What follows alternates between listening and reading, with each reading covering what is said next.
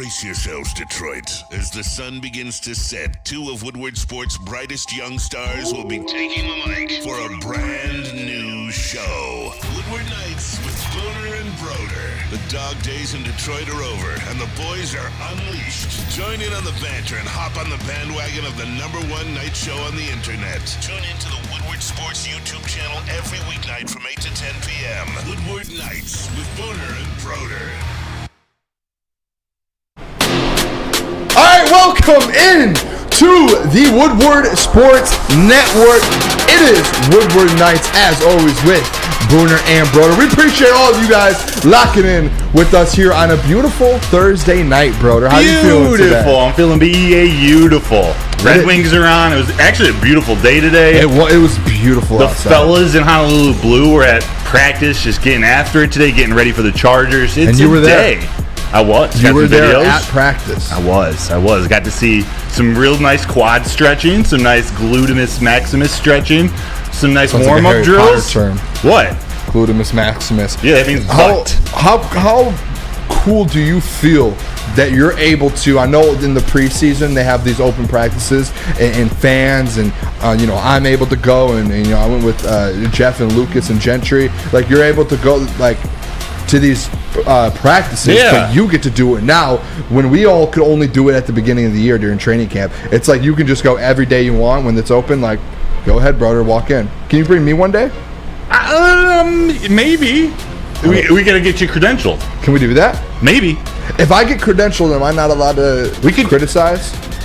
How does that work? You're allowed to criticize. You just got to do it professionally. You don't need to rip into anybody, but you got. I'd rather. And the players actually, they want you to tell it how it is, but I can't get ruthless and say, you know who is the worst player in the freaking NFL. I would rather not get credentialed. Then. Yeah. But I would love, just in case. If we could get a little cameraman action, I could do some damage, dude. Oh, dude, imagine Woodward Nights out there. We were networking. Can you network as a?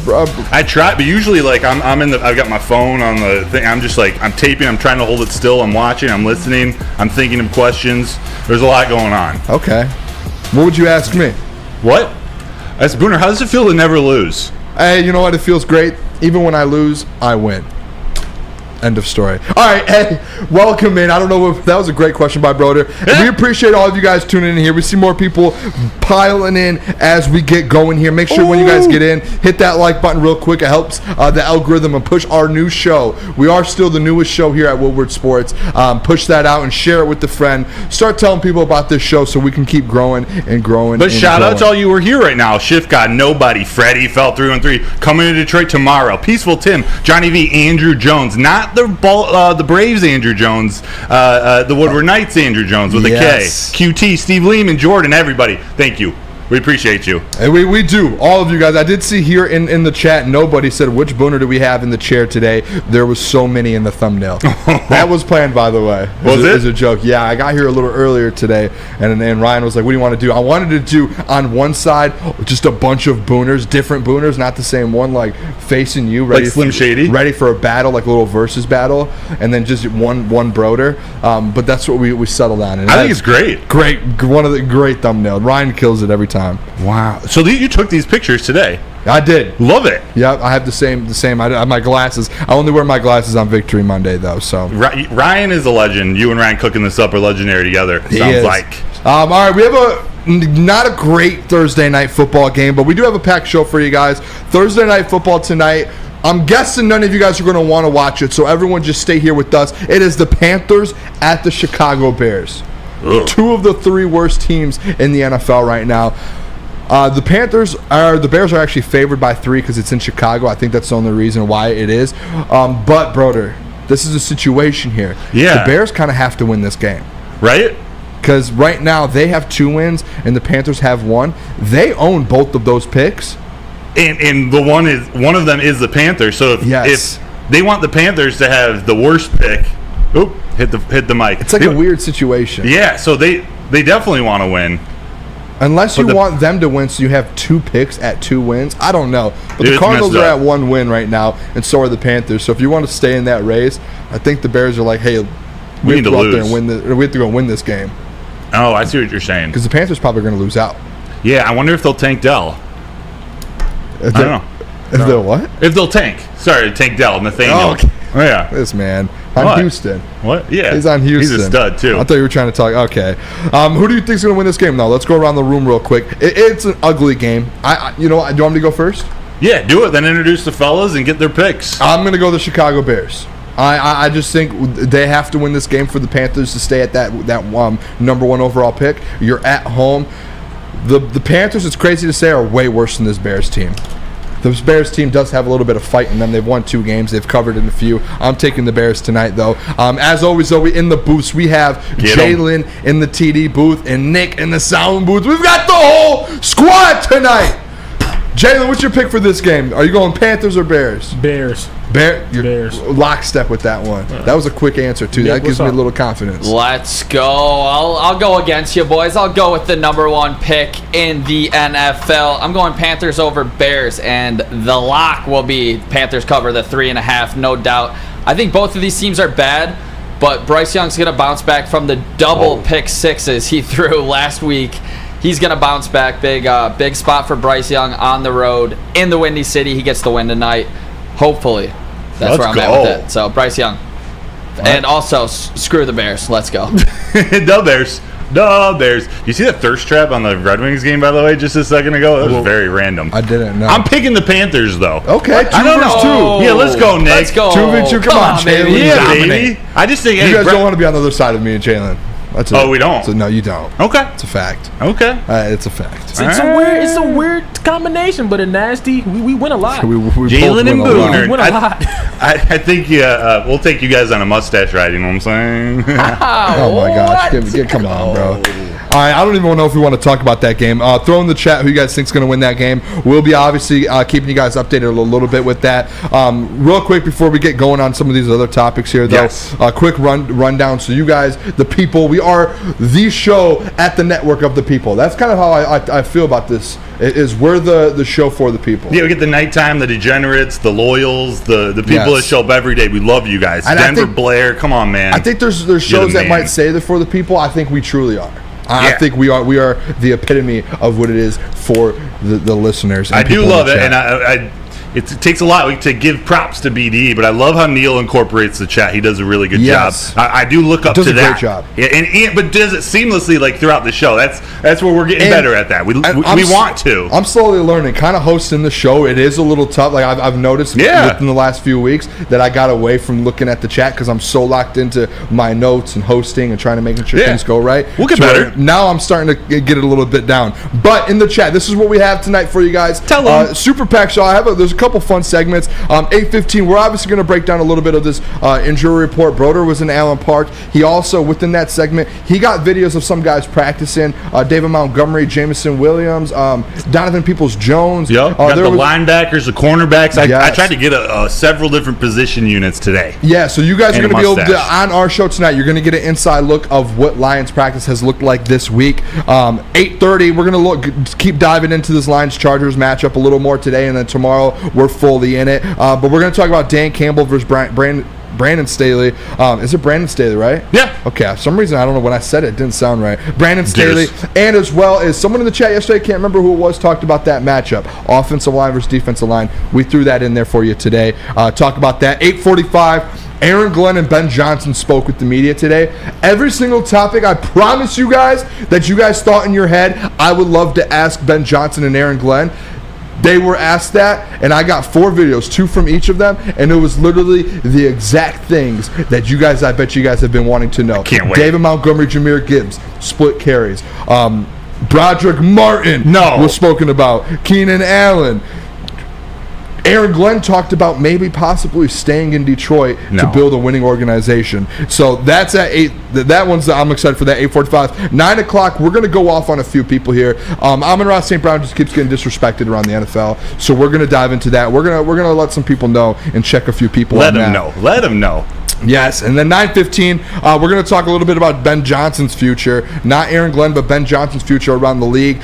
Coaching. Is he coaching for a new job on Sunday? We're going to talk about that. 9:30 for all of you Wings fans.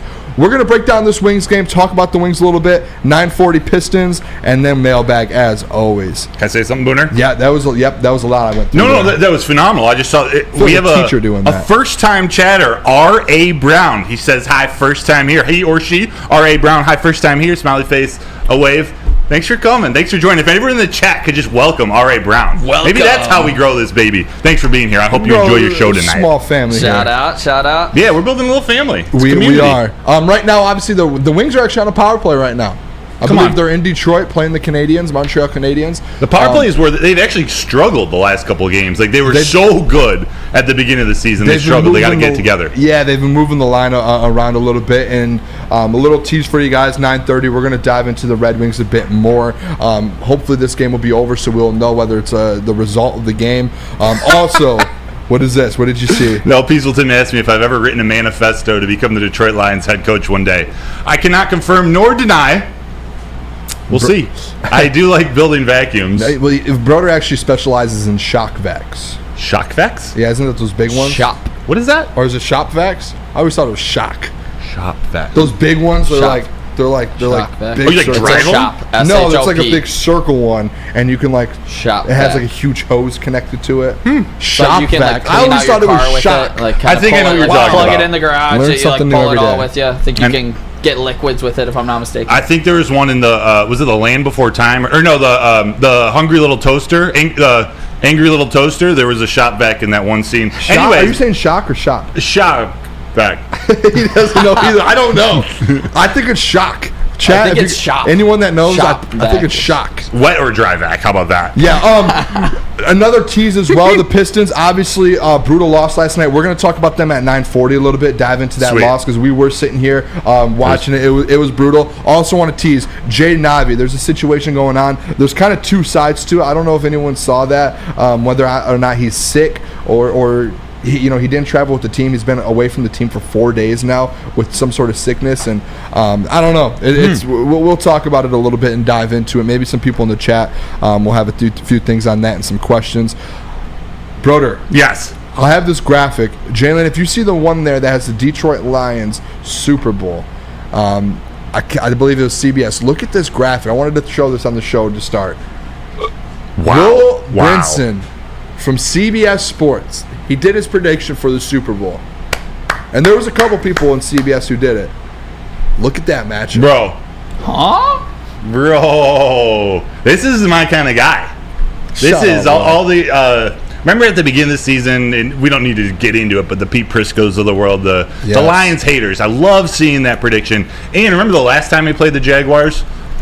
That I don't want to say that catapulted or started this run, but that was a big part of the second half of last season. Just it kind of proving to ourselves, and I say ourselves, the Lions proving to themselves that they can play with anybody. The Jaguars, although they struggled up to that point, they went on a run after that game. That loss kicked them into gear, and they've been pretty hot ever since. Yeah. Pretty hot. I do think like that matchup there, the Lions-Jags, I don't know if the Jags have ever won a Super Bowl. Since they've been around. Interesting. I do not believe they have. Because Brunell, Lion quarterback coach, Mark Brunell, was the quarterback for 17 or 18 years, didn't win one.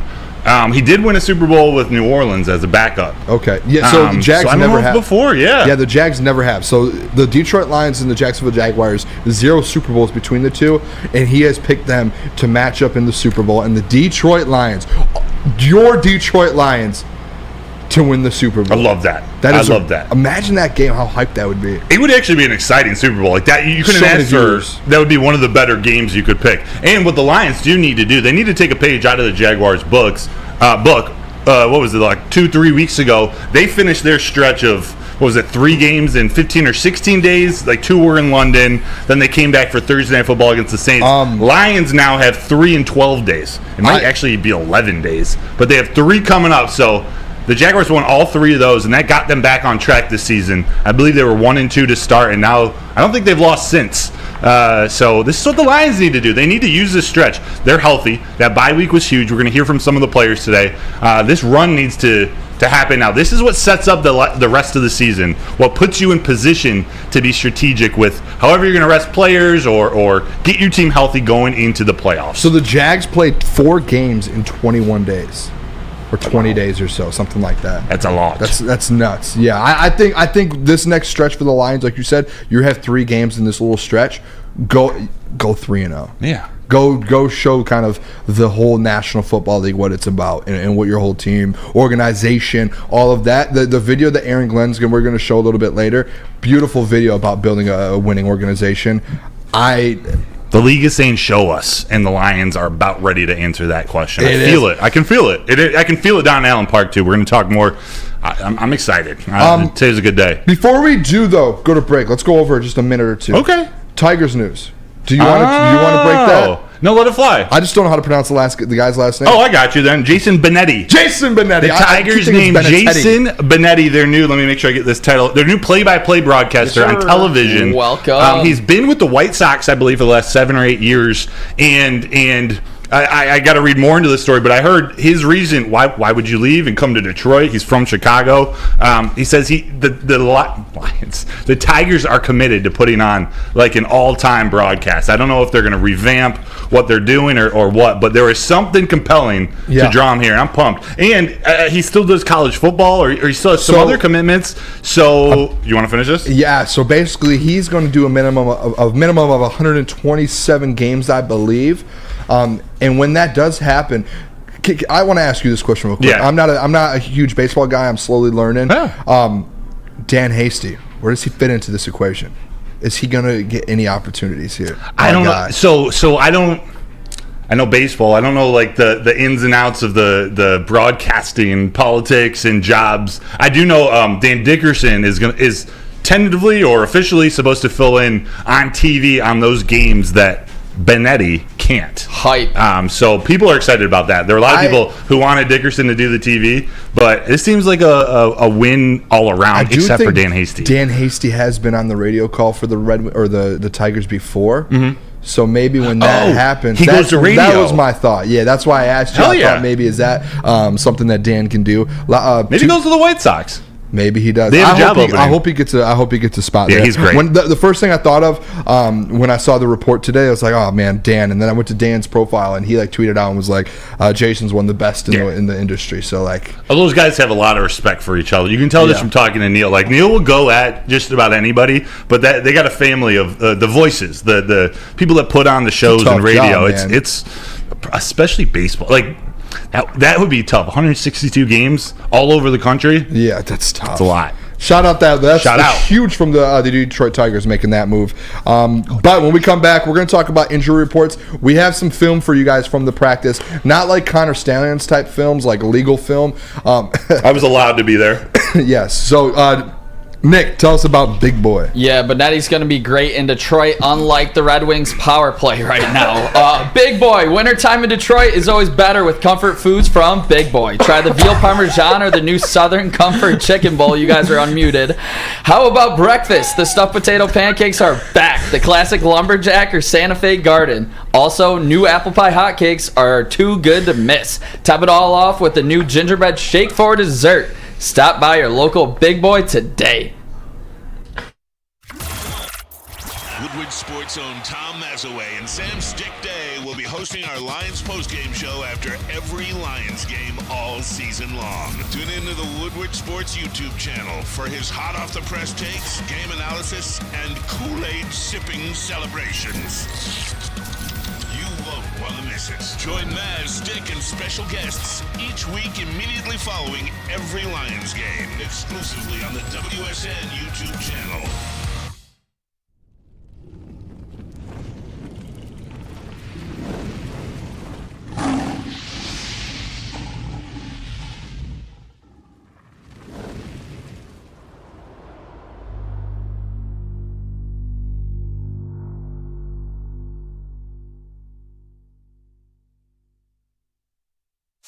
Join Woodward Sports' own Jeff Iafrate, along with special WSN guests for the most anticipated Lions season in decades. Filled with different surprises and expert analysis. You're not going to want to miss out. Go to our Woodward Sports YouTube channel on Sundays and tune in live from 9:30 to 11:30 a.m. Outdoor Outdoor Equipment Co. Let's talk about it. The official equipment provider of Woodward Sports Network. That is Michigan-grown, Jesus. family-owned, bad boy mowers, tractors, steel handhelds, and even weed whippers. They have everything you need. Liberty trailers, Generac generators, and SnowX plows and salters. The Outdoor Equipment Co. They have it all. You can buy it. You can rent it. 0% financing, delivery straight to your doorstep. That is OutdoorEquipCo.com. All right, welcome back to Woodward Nights with Booner and Broder on the Woodward Sports Network. Appreciate you guys all locking in with us here today. I know it's a Thursday night. Usually Thursday night we're battling with the NFL. Guess what? It's the worst game in NFL history tonight. Panthers, Bears, no one cares. Stay here with us. Let's talk a little bit about the Lions here. Yes. Broder. Booner. Injury report. Jalen, if you want to throw that up whenever you have it there. The injury report came out today. There was, I think, only one surprise, I think, to me, that someone got put back on to the injury report. But outside of that, it looks very, very similar. You have to say his full name when you read it. If that's who you're talking about. Levi Onwuzurike. Oh, So Levi Onwuzurike makes the injury report today out of nowhere. So yesterday he wasn't even listed. Today he's out, fully out with a hip injury, it looks like. Halapoulivaati Vaitai, I don't know how well I did with that. Still, actually not even limited. No Down practice. to no practice today. So, But look at the key. Look at the key. This is not a good key. The injury is back. back. It's yes. not ankle or knee. I did say that yesterday too. I went back after the show to look, and it said back. So something's I may have going missed on, that. Yeah, with his back, and that was something I think in the past he's had issues with. Yeah, no, that was the injury that kept him out of all of the 2022 season. So that can't be good because remember he padded up. He was padded up in the last two games, I believe, and just was a no-go because he didn't feel completely healthy, it sounded like. Donovan Peoples-Jones, still limited practice. Dan Skipper onto the practice. It looks like ribs there, limited practice. Maybe that just happened yesterday or 2 days ago at practice. Khalil Dorsey, full practice. Jonah Jackson, full practice. David Montgomery, full practice. Frank Ragnow, full practice. I bet you he's off tomorrow, though. But, Broder, biggest thing I think is Levi Onwuzurike. Yeah, I mean, he's been a healthy scratch a couple times already this season. Like, it sucks to see him back on there because there's a lot of hope for him going into the season. It hasn't quite shaken out that way. So who knows what's going on? Obviously, I don't want him to get injured, but I don't think it's like a huge loss for this weekend, respectfully. I'm looking at those bottom three guys as the keys. And obviously, Donovan Peoples-Jones, we don't really know what's going on with his ribs, but I don't think it's anything serious. I think he plays. Yeah. I think there's something. They're just being tentative, throwing him on there just because. I don't know. I think the heavyweights brought it up too, kind of with it might have been the heavyweights or the morning show, mentioned it too with Donovan Peoples-Jones when Dan said something about he needs to be like fully ready to go before we play him. He did have a full bye week to kind of get prepared. So that's where I think whatever it is, ribs or whatever, I think he's fine. It looked like today, the videos that we saw. I got to talk to him today, and he seems ready to go. He's a very I don't know, structured speaker. He's very short. I don't know if he's gotten extra coaching, not to say too much, but he's very respectful. He's very team oriented in his press conference. He's a very fine Michigan man that we know and love. Let's go. So I think he's going to be a great addition to this team. Yeah, I love that. So not much there on the injury report besides I think Levi and Denver Blair said Big V is injured again. ? Yep. He's back on there. He was limited yesterday with the back, and today it seems like it's gotten worse and has gone down a little bit. So NPWMU Pascal is playing. He's healthy. He's a full go. He's one who finds his way on and off this list, and someone we've always been worried about, and I want him to stay healthy because he could be huge. But all signs are pointing to him playing, or no signs are pointing to him not playing. How about that? See what you did there? I see what you did there. You confused me a little bit. Yeah, well, he's not on the list. So I don't want to. He's off the injured list, so he's playing. Two, I wanted to do the video. You had a good video there of Amon-Ra St. Brown talking about Monday Night Football. And if you guys didn't know, obviously he had that sickness. He was sick with something. It came out where people thought maybe he had like the flu and it was his flu game. He actually, it sounded like, brother, he had like what were they? What did he call them? Blisters? Well, yeah, he had like blisters on his feet, on his hands, and his mouth. There's like some illness like really got to him. I wonder. There's no connection. This is pulling out of thin air. I wonder if there's some relation to Jaden Ivey. Like, what if there's something just going around? Yeah, because it seemed like it wasn't just the flu. It was like his body was like failing him almost. Yeah, and if you notice too, I went back because I did a graphic of him earlier today for socials, and I was looking at his pictures from the game, and he had like a full like a mask on and everything, and he had a cover like everything covered up. Yeah. So obviously something was going on. But here's a video kind of on Amon-Ra St. Brown that Matt Broder got, Hi. and it was him talking actually about Monday Night Football and kind of the injuries he was going through. I had blisters on my feet, on my hands, on my mouth. So like before the game, my hands and feet weren't really hurting a little, but in the game, like it got worse, and I wore like socks and gloves, whatever. So the blisters kind of got like swollen, and so I felt like I was like running on needles. Like catching the ball it hurt a lot, especially towards the end of the game. I was like in a lot of pain, but I mean, should I have to play? I already missed one too many games, so I knew we had a bye week coming up too, so I was like, I can just push the game and I'll be all right. It's a lot of pain. It definitely got worse throughout the game. Like I said, it's like you're walking on needles the whole game, so it was hurting a lot, but I was able to get through it. But yeah, I wouldn't wish that on my worst enemy. Warrior, baby. What a warrior. I had no idea it was that bad until he explained this, and I see Steve Lehman, and you pointed out Speakeasy. Steve Lehman said hand, mouth, and foot. Yeah, I think that's like that's the name of a hand, foot, and some mouth sort of disease. I know, like my aunt, she works at like a child care thing, and I know that that's something that like spreads within like younger kids and stuff. But like adults can get it, and I'm pretty sure it spreads. And I think Steve Lehman said in there that that's been going around like rampantly. So maybe that was it. And you did ask a question kind of coming out of that before when we were muted here. What was that stat line? The way that he's explaining it was like, how did he even play?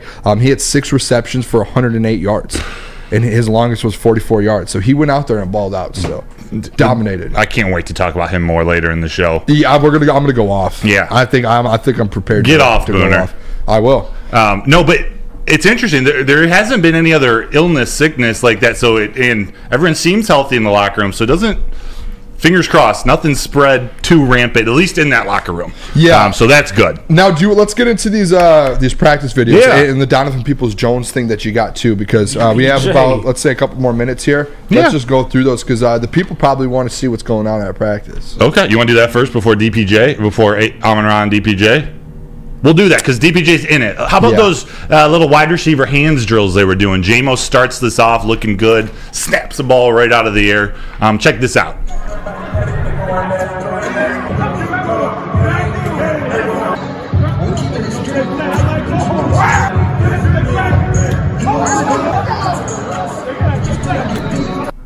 That last one right there, that was DPJ. I love to see that. Quick. I think we might have another top. We're talking about Jameson maybe a little bit too, but I just love seeing the receivers out there. These are all warm-ups. Like just after they're done stretching, they let the media in there for 10 to 20 minutes to see some drills that aren't strategic, not running plays, running strategic routes. So getting to see that. Also, the running backs did some drills. There's some they were working on ball control and staying their center of gravity staying low. So we got to see D-Mont. We got to see I think it was Ozigbo and Jahmyr Gibbs. Check this one out. It's a pretty quick one, too. It's a bird's eye view. There's D-Mont. That's a beautiful shot, man. Go. 3, 2, 1. Yeah. Now there we go. A little 5-6 second clip of the running backs. We're just gonna power through these. We got DB drills. We're gonna see Cam Sutton. They go against each other in practice, and again, these are like 75% speed. Cam Sutton's going against Stephen Gilmore is playing wide receiver, and then it's Will Harris playing wide receiver against Khalil Dorsey. Check this one out. Look at this form. Boom, boom, boom, boom, boom. Oh, no pass? No, do they need to practice quarterback? See, you see them just kind of they're getting into the practice. They don't have pads. You're right. That a good call out there. Fundamentals. Yeah, they're taking it easy, making sure that their body's coming out of this bye week. They went hard Tuesday. Yep. Monday they were kind of running around, walking around. They went hard Tuesday. Didn't practice yesterday.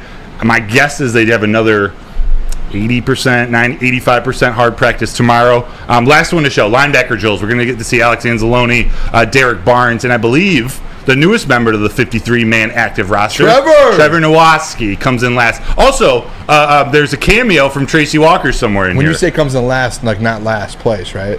No, comes in the last person to be shown on this video. We don't lose at Saginaw. No. See how quick Rodrigo. Oh, Derek. That's Derek Barnes. Hey, Tracy. Look at Kelvin Shepard coach him up. There's your boy Nowaski. Did you see that pick?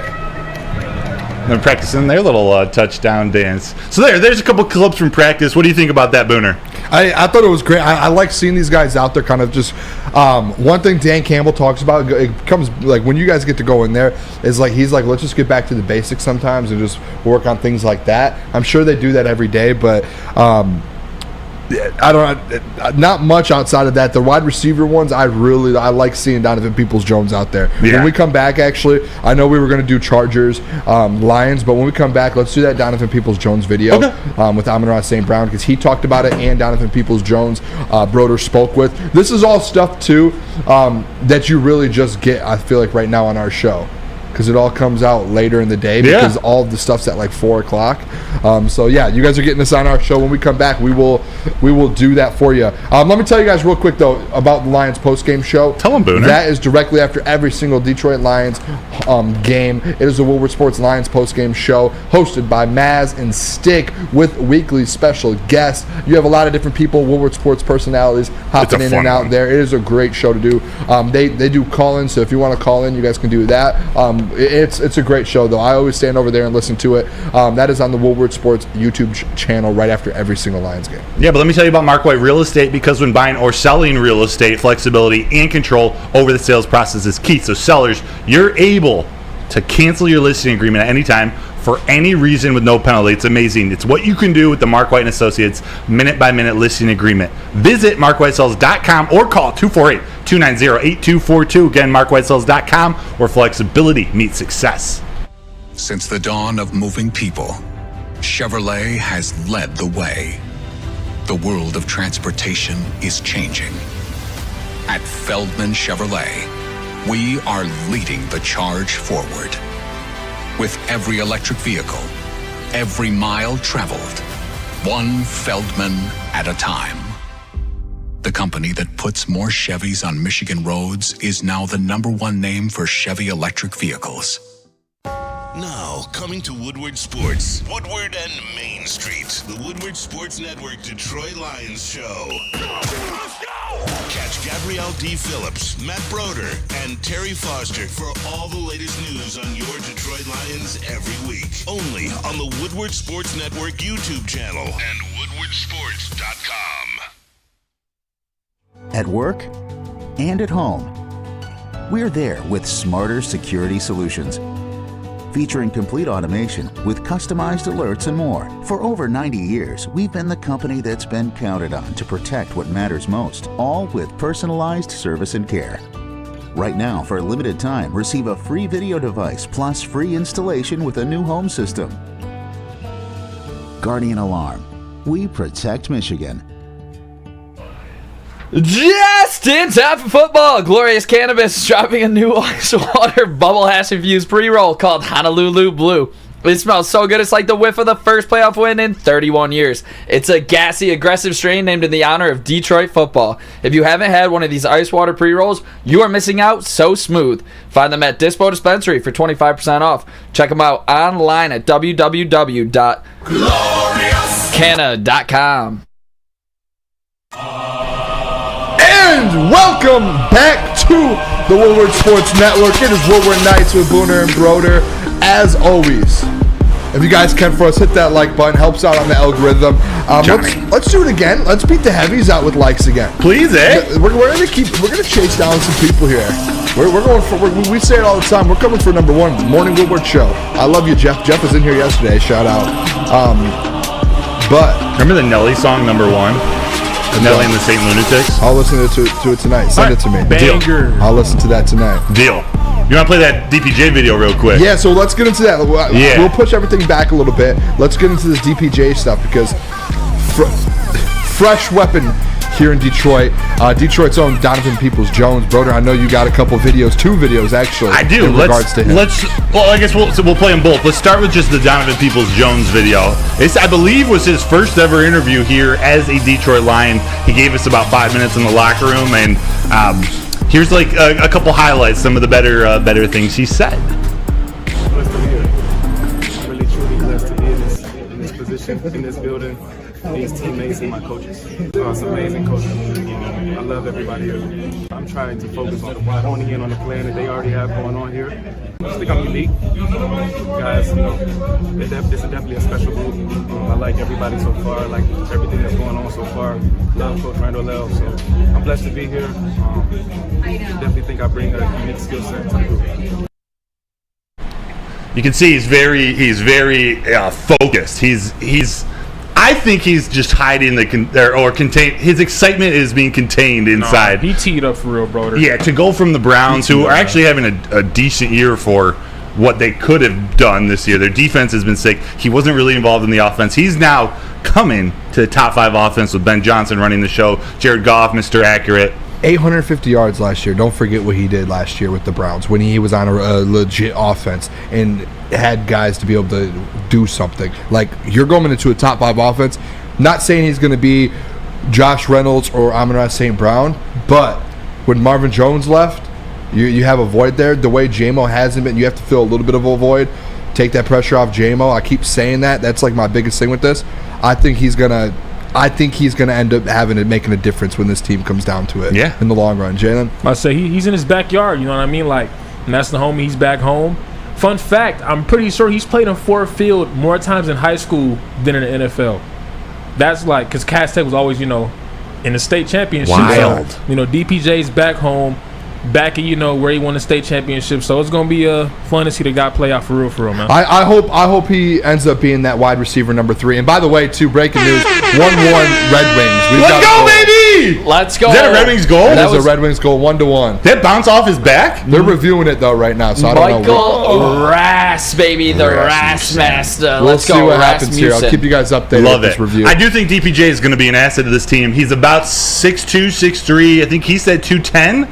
But his teammate Amon-Ra St. Brown, his he new believes teammate, in him as well. Thinks he's a little bit bigger than 210. Jalen, if you could play the Amon-Ra on DPJ video. He's a big body. I asked him how much he weighed. He said 210. I'm like, bro, you look 230. Boy's swole. But nah, he should be a great addition for us. A guy that make a big body catch, can run as fast. But I mean, you can never have enough weapons on offense. So. We were ripping on you the other day after the show. You said something about big body, about DPJ being a big body. And did he just say that? He did, Booner. Okay, so guess what? Me and Amon-Ra St. Brown, I told you he does know who Booner is. So we have the same mind. Think alike. One of the best wide receivers in the NFL, and Booner. Can you see they're getting along so well? Like, this wide receiver room is oddly deep and oddly talented. When you think of maybe Khalif Raymond's your number 5 receiver, or Josh Reynolds or DPJ, like if Jameson Williams isn't playing well, maybe he's like, that's a pretty good group. It is, and I don't even. It's deep, but I don't even want to like what you said there is like the fact like how they all get along together. It's not just the wide receiver group, dude. I'm telling you, this culture that's been built, like. Every single position group, like these guys, like offensive linemen are friends with the defensive line. Like it feels like all of these guys, this culture is so And you know what it reminds me of actually? Remember when the Warriors started building that culture that they built to where it was like no one could come in and mess this up. Like when you come in, you're gonna have this culture with us, and we're gonna help bring you and teach you a winning way. That's what it feels like is happening in Detroit. It's like Dan and these coaches are building that to where.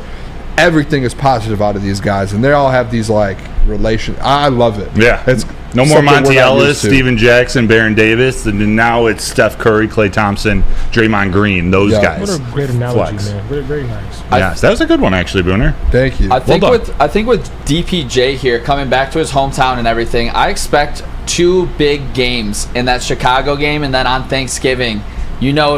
Hometown kid, Thanksgiving. He might be eating that turkey leg come the end of that Thanksgiving game against the Packers after a couple big plays from DPJ. Maybe a kick return or a punt return, and maybe a deep pass from Goff. I don't know. I'm looking forward to it though. He's the man. He makes contested catches. He makes tough catches. I think it was Denver Blair pointed that out again in the chat. He's going to be an asset. However they decide to use him, and I think Ben Johnson will use him correctly once they figure out really how he fits into this offense. But at the very least, it's a body for the red zone. Like it's something they've missed is that big body. Just relying on. There's nothing wrong with Sam Laporta and Amon-Ra St. Brown, but having that extra threat to run a fade or to just have another option there. I'm telling you this too, and I truly believe this, and I know a lot of people probably, and at the time, a lot of people probably like, Booner, you don't know what you're talking about, but it did, like Marvin Jones, and even Ben Johnson said it, so I don't even know why I would say that, because Ben Johnson basically said what I was saying was, Marvin Jones did have an impact in this team in some capacity. Yeah. Like he could go out there and he was blocking. Like you saw, like I know JMO made some blocks, but Marvin Jones, go look at PFF how many snaps he played on this offense, and he didn't get a lot of catches, but just go look at the snaps he played. That's how you know he was making an impact, and they trusted him.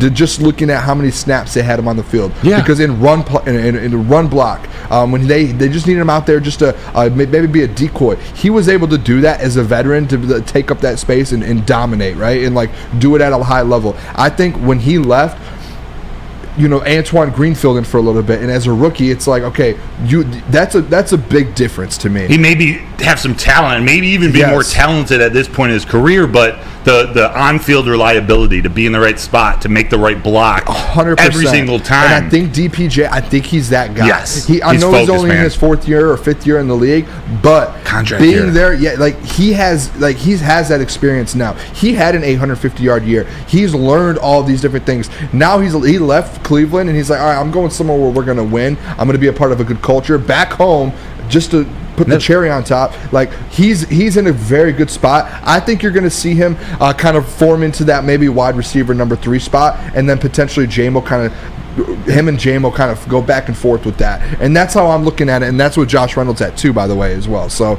I think it's a great game. Yeah, and he had that year last year. That was with Jacoby Brissett, right? He was the Browns quarterback. Jacoby was for a little bit, and then there was back and a little bit of Deshaun came back in the second I'm a half. Jacoby fan, but I say Jared Goff's an upgrade to both of those quarterbacks. So especially in terms of just delivering the ball to an athlete where he needs it, I think it's going to be great. And I think there's a comment for you from Phil that I think you would like to read in the chat. What was that? But DPJ, you're right. He's. Wait, I just had a thought. It just flipped my mind. Oh, it's on Marvin Jones. There's so much that you don't see on the film of what a veteran, especially a veteran wide receiver. Actually, let me flip this. All you see is there was the fumble he had. There were a drop pass. He didn't get many targets in some games. But when you talk about Ben Johnson, how far ahead he's thinking in the game, what he's doing to set up plays in the first quarter to be run in the third quarter, in the fourth quarter. That also includes wide receivers and how they sell blocking, how they sell the different routes they're running on those plays. You have to sell it a certain way too earlier in the game, and that's something you can rely on from Marvin Jones. I do believe you can rely on that from DPJ too. Yeah, I do too. Someone here, Tyler Chavez, said for a dude who had 800 plus yards in a season, we got him pretty cheap. I agree. Yeah. 6th rounder next year. Yes. In 2025. I completely agree with that. Like that was a steal, especially when you're sitting here and you're talking about going on a run to win the Super Bowl. I think people say it all the time. You can never have. Amon-Ra St. Brown said it. You can never have too many weapons. And if you already have a top 5 offense, just adding to it. You can go out there and win a game if your defense is struggling and you just put up a ton of points. Detroit fans would be a lot more excited about this if it didn't come in the same trade deadline as the wanting for Chase Young and Montez Sweat and the defensive linemen, the cornerbacks. Like there was so much energy put into that. This just didn't get the type of love, but I think people are going to learn to appreciate it, learn to really like Donovan Peoples-Jones on this team. Hopefully he's the Lion for a long time. Phil, the comment you were talking about with Phil. Shout out in the Woodward Sports YouTube chat. He said Trevor from SVSU is a secret weapon. You're speaking all facts, Trevor. No lies coming out of your mouth right now. Trevor, he will be I bet you he plays special teams this week. I wouldn't be surprised. And don't be surprised if you see him in the box score there with the tackle. What if they what if they use him like a Rodrigo and like a fullback or something like? Maybe. I know the move was triggered because another team was trying to poach him, trying to sign him to their team. But you're right. The Lions don't like to waste active roster spots. So assuming he makes the 49, the active 49 on game day, he'll be on the field. He'll be out there. Yeah, good for All him. right, when we come back here, we just pushed everything back a little, so we'll talk a little bit about Dan Campbell, Brandon Staley. I had a few questions actually for the people in regards to this. Good. And I think they're actually really good questions in regards to this game. And if we have a little time in that segment too, we'll talk about the offensive line and defensive line matchup there, the biggest matchup of this game on Sunday. Huge. We're going to need that chat interaction here in a second. All right, Broder, tell us about Feldman. I'm Ron Burgundy. Feldman, since 1996, Feldman Automotive has been driven to provide a fast, convenient, and first-class car buying experience called the Feldman Advantage. They got 18 locations, so there's got to be a Feldman dealership in your backyard. Just visit feldmanauto.com to find the location nearest you. And every other Monday, Woodward Sports is there at the Novi location. Usually it's Morning Woodward Show and Big D Energy. They're there every other Monday at Feldman Chevrolet of Novi. So check them out, Detroit's #1 Chevy dealer. But Booner, tell them about. Yes. We're talking about a great defense, and I'm not talking about the Detroit Lions, that great defense that they have. We're talking about Guardian Alarm. It is customized solutions from real experts. Our professional technicians, they take the time to recommend security and automation solutions specific to your needs. 24/7 professional monitoring. Call us anytime, day or night, and know that a Guardian Alarm team member will stay on the phone as long as needed. That is technology backed by the people. Your safety and security deserves technology that has been proven to work, and people have been proven to care. For that great defense that you need, call 1-800-STAY-OUT. How would you like to win not one, but 2 vehicles of your choice? One for you and one for your wife, your girlfriend, or your best bud. Get to Lady Jane's today for an award-winning haircut and automatically enter for your chance to win. Courtesy of Les Stanford Buick GMC of Ferndale. Lady Jane's, open 7 days a week, walk in anytime. It's wicked awesome. Join Woodward Sports' own Jeff Iafrate, along with special WSN guests for the most anticipated Lions season in decades. Filled with different surprises and expert analysis. You're not going to want to miss out. Go to our Woodward Sports YouTube channel on Sundays and tune in live from 9:30 to 11:30 a.m. Calling all landscapers. This is Darren McCarty. I'm at Outdoor Equipment Co. How would you like to landscape like a legend? How about a bad boy zero turn? And even a chainsaw.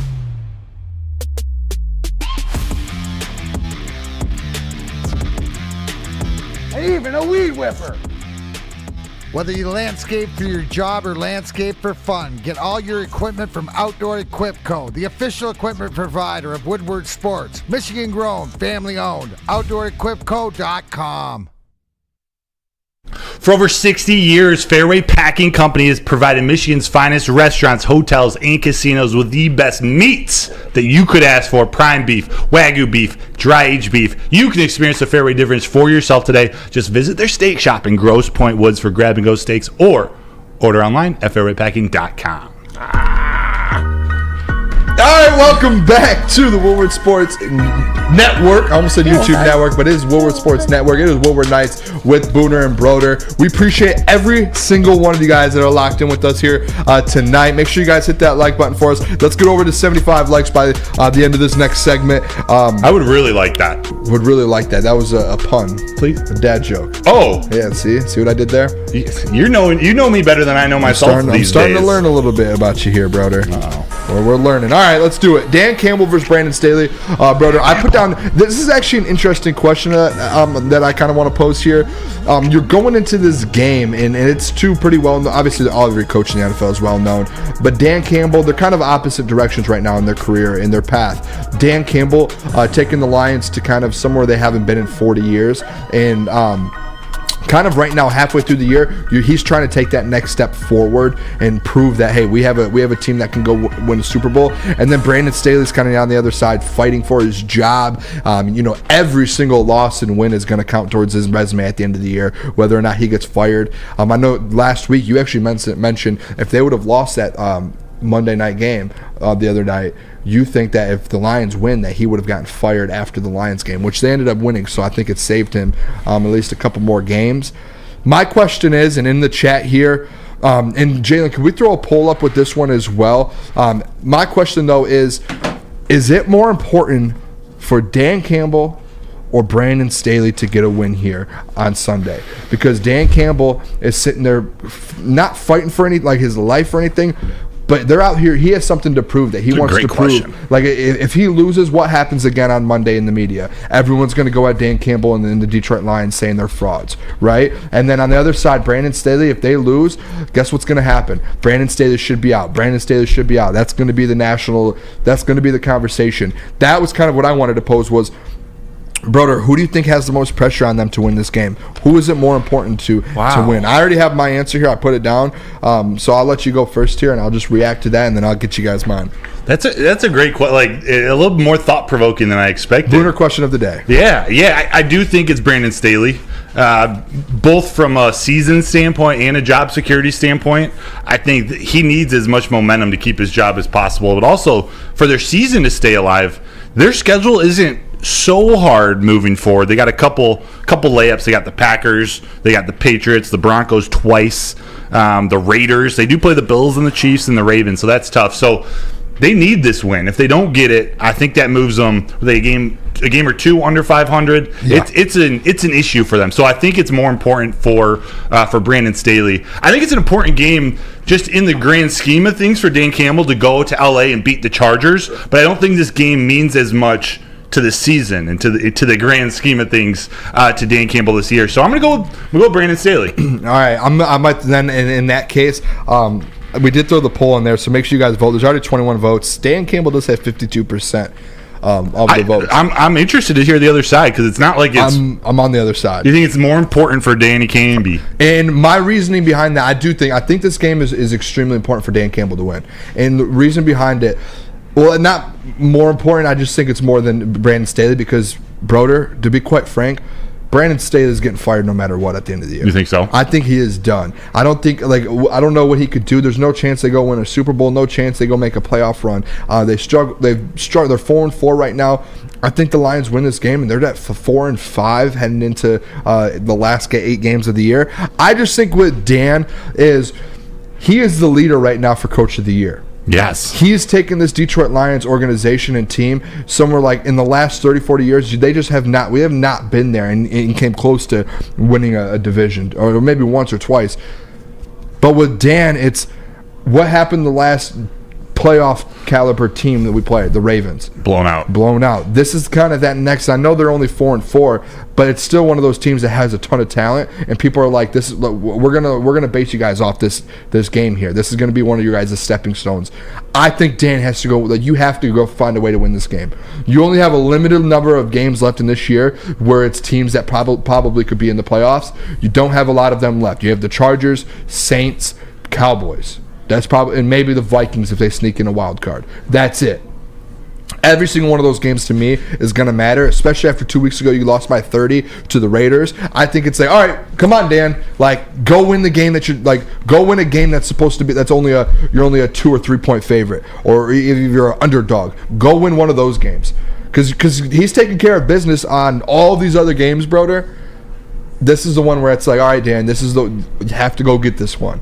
Yeah. Is that a bad side? No, not at all. That was a really good explanation. You were selling me last night. You're selling me again. I'm still thinking it's Staley, but there's good comments in the chat too. Let me find some of these. But to see both sides, it seems split. Actually, let me check this poll. Yeah, literally 50-50. 50-50. I think you could go any way, but I'm looking at it as, hey, Brandon Staley's going to get fired no matter what. There's he's going to lose some more games. There's nothing that's shown. This has been a thing year after year after year. Kellen Moore might get that job. We're going to talk about Ben Johnson in a couple segments. I'm going Dan Campbell with this one. Wow. I think you have to go out there and get this win. How bad do you think, if you were the Chargers GM, or actually the Chargers owner, you could just flip-flop coaching staffs? Can you imagine the Chargers with the Lions coaching staff? Get Herbert, Ben Johnson, Dan Campbell, get Aaron Glenn on that defense. So are you saying they have more talent than the Detroit Lions? They do. Okay. They don't have the depth, though. They have They have more high-end talent, and it's actually getting pretty close. And this is going to be involved in our Amon-Ra St. Brown conversation in terms of how some of the Lions are viewed. Justin Herbert is viewed as elite. He's viewed as one of the most talented quarterbacks. Khalil Mack, Bosa, number 45, Thule from USC, Derwin James and Asante Samuel. They got ballers. They don't have the depth of the Lions. Like, the Lions have very good. They got ballers too. They got very good players. I see what and you it barely drops off. More guys up there, like Keenan, like those guys. Yeah, I'll take the Lions roster though. Yeah, me too. I will. Think I like who we have right now. That's why I think they win Sunday. Jalen, Nick, what do you guys think here on this one? Who's more important, Dan Campbell or the win or Brandon Staley? I think the win means more for Staley because his job is on the line, and Dan Campbell has the job security even if he loses this game. But with that being said, this is a massive prove-it game for Dan Campbell on the road against a tough opponent like you hit on, Boone. This is a number 1 seed defining game this Sunday, in my eyes, for the Detroit Lions. 100%. It 100% is. And interesting. If they win this game, Yeah. they have the fast track to the number 1 seed. The Phillies' schedule is brutal. Right. Going forward, they're going to pick up a couple losses at some point. If the Lions win this game, they have the fast track to the number 1 seed, and I think they 100%. get it if they win this game. Jalen? I'm gonna go with I'm gonna take a little different route for you. I'm gonna go 50-50. Half and half? Yeah, right, I got it right because down the middle? I think it's valid. I think it's valid for both of them. You know what I mean? So I'll go with Brandon first, right? His job was in jeopardy the moment they lost that game. Who was it to? Was it Jacksonville? The 30-zip game and they were down in the playoffs or whatever. Yes, Yeah, Jacksonville that was came Jacksonville. back. His job was done after that. So this season they're 4-4. For him, they need to get this big win because it'll be over 500. They can maybe get a push. See if Herbert can lead them finally. But I don't think if they lose this game, like he's out. Like you said, I think he's done. Off the rip. Kellen Moore is a great offensive mind coach and that. So I think he'll be there if that happens. And in Dan Campbell's perspective, we've lost 2 games to Pete Carroll, right? A well-renowned coach in college football and the NFL. We lost to John Harbaugh, right? A Super Bowl champion coach, well-minded coach. We've gotten out-coached some in a way, but we've kind of beaten ourselves up a little bit. So I'm not really worried about Dan Campbell losing as much because we've lost to great teams and great coaches. But to my defense, though, if we win this game, like Nick said, too, it's a straight shot. This is like the hardest game left, I think, on the schedule. You got, like he said, Phillies playing like, 5, powerhouse teams as we, see on TV. So I'm not worried about that. But I think for both of them, it's going to be a good game. And whoever wins, whoever can outcoach, obviously whoever can outcoach the other person is going to win. But I think it's a big game for both of the coaches. I know it's a little different route, but I had like a two-headed mindset on both of that. And kind of to both of you guys' thing there too is if the Lions win this game, your route is insane to the 1 seed.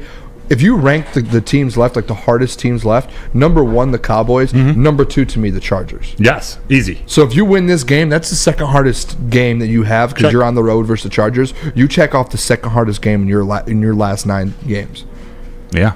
You get that out of the way and win that game, and then in a couple weeks, your third hardest game versus the New Orleans Saints on the road. If you can check both of those off in the next few weeks, the schedule gets more and more flaccid. Yes, that 1 seed is starting to really look. It's starting to look beautiful. It is. I'll tell you what. It is. By the way, a Shift God had a comp in the chat a little earlier for the Chargers. What do you think about this? Are they the Clippers of the NFL? That's the Bills. I like that, Jay. Interesting. It's not even. I'm biased too because like I've been with them boys for a minute. It's 100% the Bills. They've had the coldest team. Best all-around team. Josh Allen was on the Madden cover. He's supposed to be this guy that's next to Mahomes. Stephon Diggs, Von Miller. I can keep going if you want to, but I'm not. But, it's just like they've had the talent, and every year they freaking choke. So, I'm sorry. I just got a little upset there. But they always choke, man. I don't hate that, actually. The Bills that's your upset. being the Clippers, that's a good one. Yeah, that's a good one. That's a good one, man. All right. I think that was a great conversation there. Appreciate you guys all in the chat for kind of going. Yeah, let's get to the next thing here. Before we go to break, though, I'll kind of give you guys a little tease. Next thing we're doing here, Aaron Glenn Ben Johnson spoke to the media today. I watched it literally right before the show and clipped it. Great stuff out of those guys. They literally, like I said earlier in the show, everything you guys think, like if you got to sit down with Aaron Glenn and Ben Johnson, if you got to sit down with them right now and wanted to ask them questions about the team, these are the questions that they talked about, and they answered them perfectly. It was unbelievable. But let me tell you guys here real quick about Planet Fitness. Yes, That is right. We're going to go rock hard. You feel me? Planet Fitness, it is home of the judgment-free zone where anyone, and we mean anyone, can feel comfortable and work on their fitness goals. At Planet Fitness, you will experience a squeaky clean gym that has tons of equipment, a full-body workout in just 30 minutes, and all memberships include fitness training. You get all of this for just $10 a month. No commitment. No matter where you are, there's a Planet Fitness close by. There are more than 50 in the Metro Detroit area, and there are thousands around the world. Make sure you guys check Planet Fitness out, where your fitness is rock essential. hard. Gabby is a college student struggling to study for her big exam. Then she discovered Syntron, a healthy way for her to stay awake and focus. Jennifer frequently has chaotic days like this until she gets online, orders some Syntron, and finds her groove. April visited her local grocery store, purchased a case of Syntron, and entered to win the Syntron 100K Vegas giveaway. Pick up your case of Syntron today at any Meijer location or visit drinksyntron.com/Vegas and enter for the 100K Vegas giveaway. Brace yourselves, Detroit. As the sun begins to set, two of Woodward Sports' brightest young stars will be taking the mic for a brand new show. Woodward Nights with Booner and Broder. The dog days in Detroit are over, and the boys are unleashed. Join in on the banter and hop on the bandwagon of the #1 night show on the internet. Tune into the Woodward Sports YouTube channel every weeknight from 8 to 10 p.m. Woodward Nights with Booner and Broder.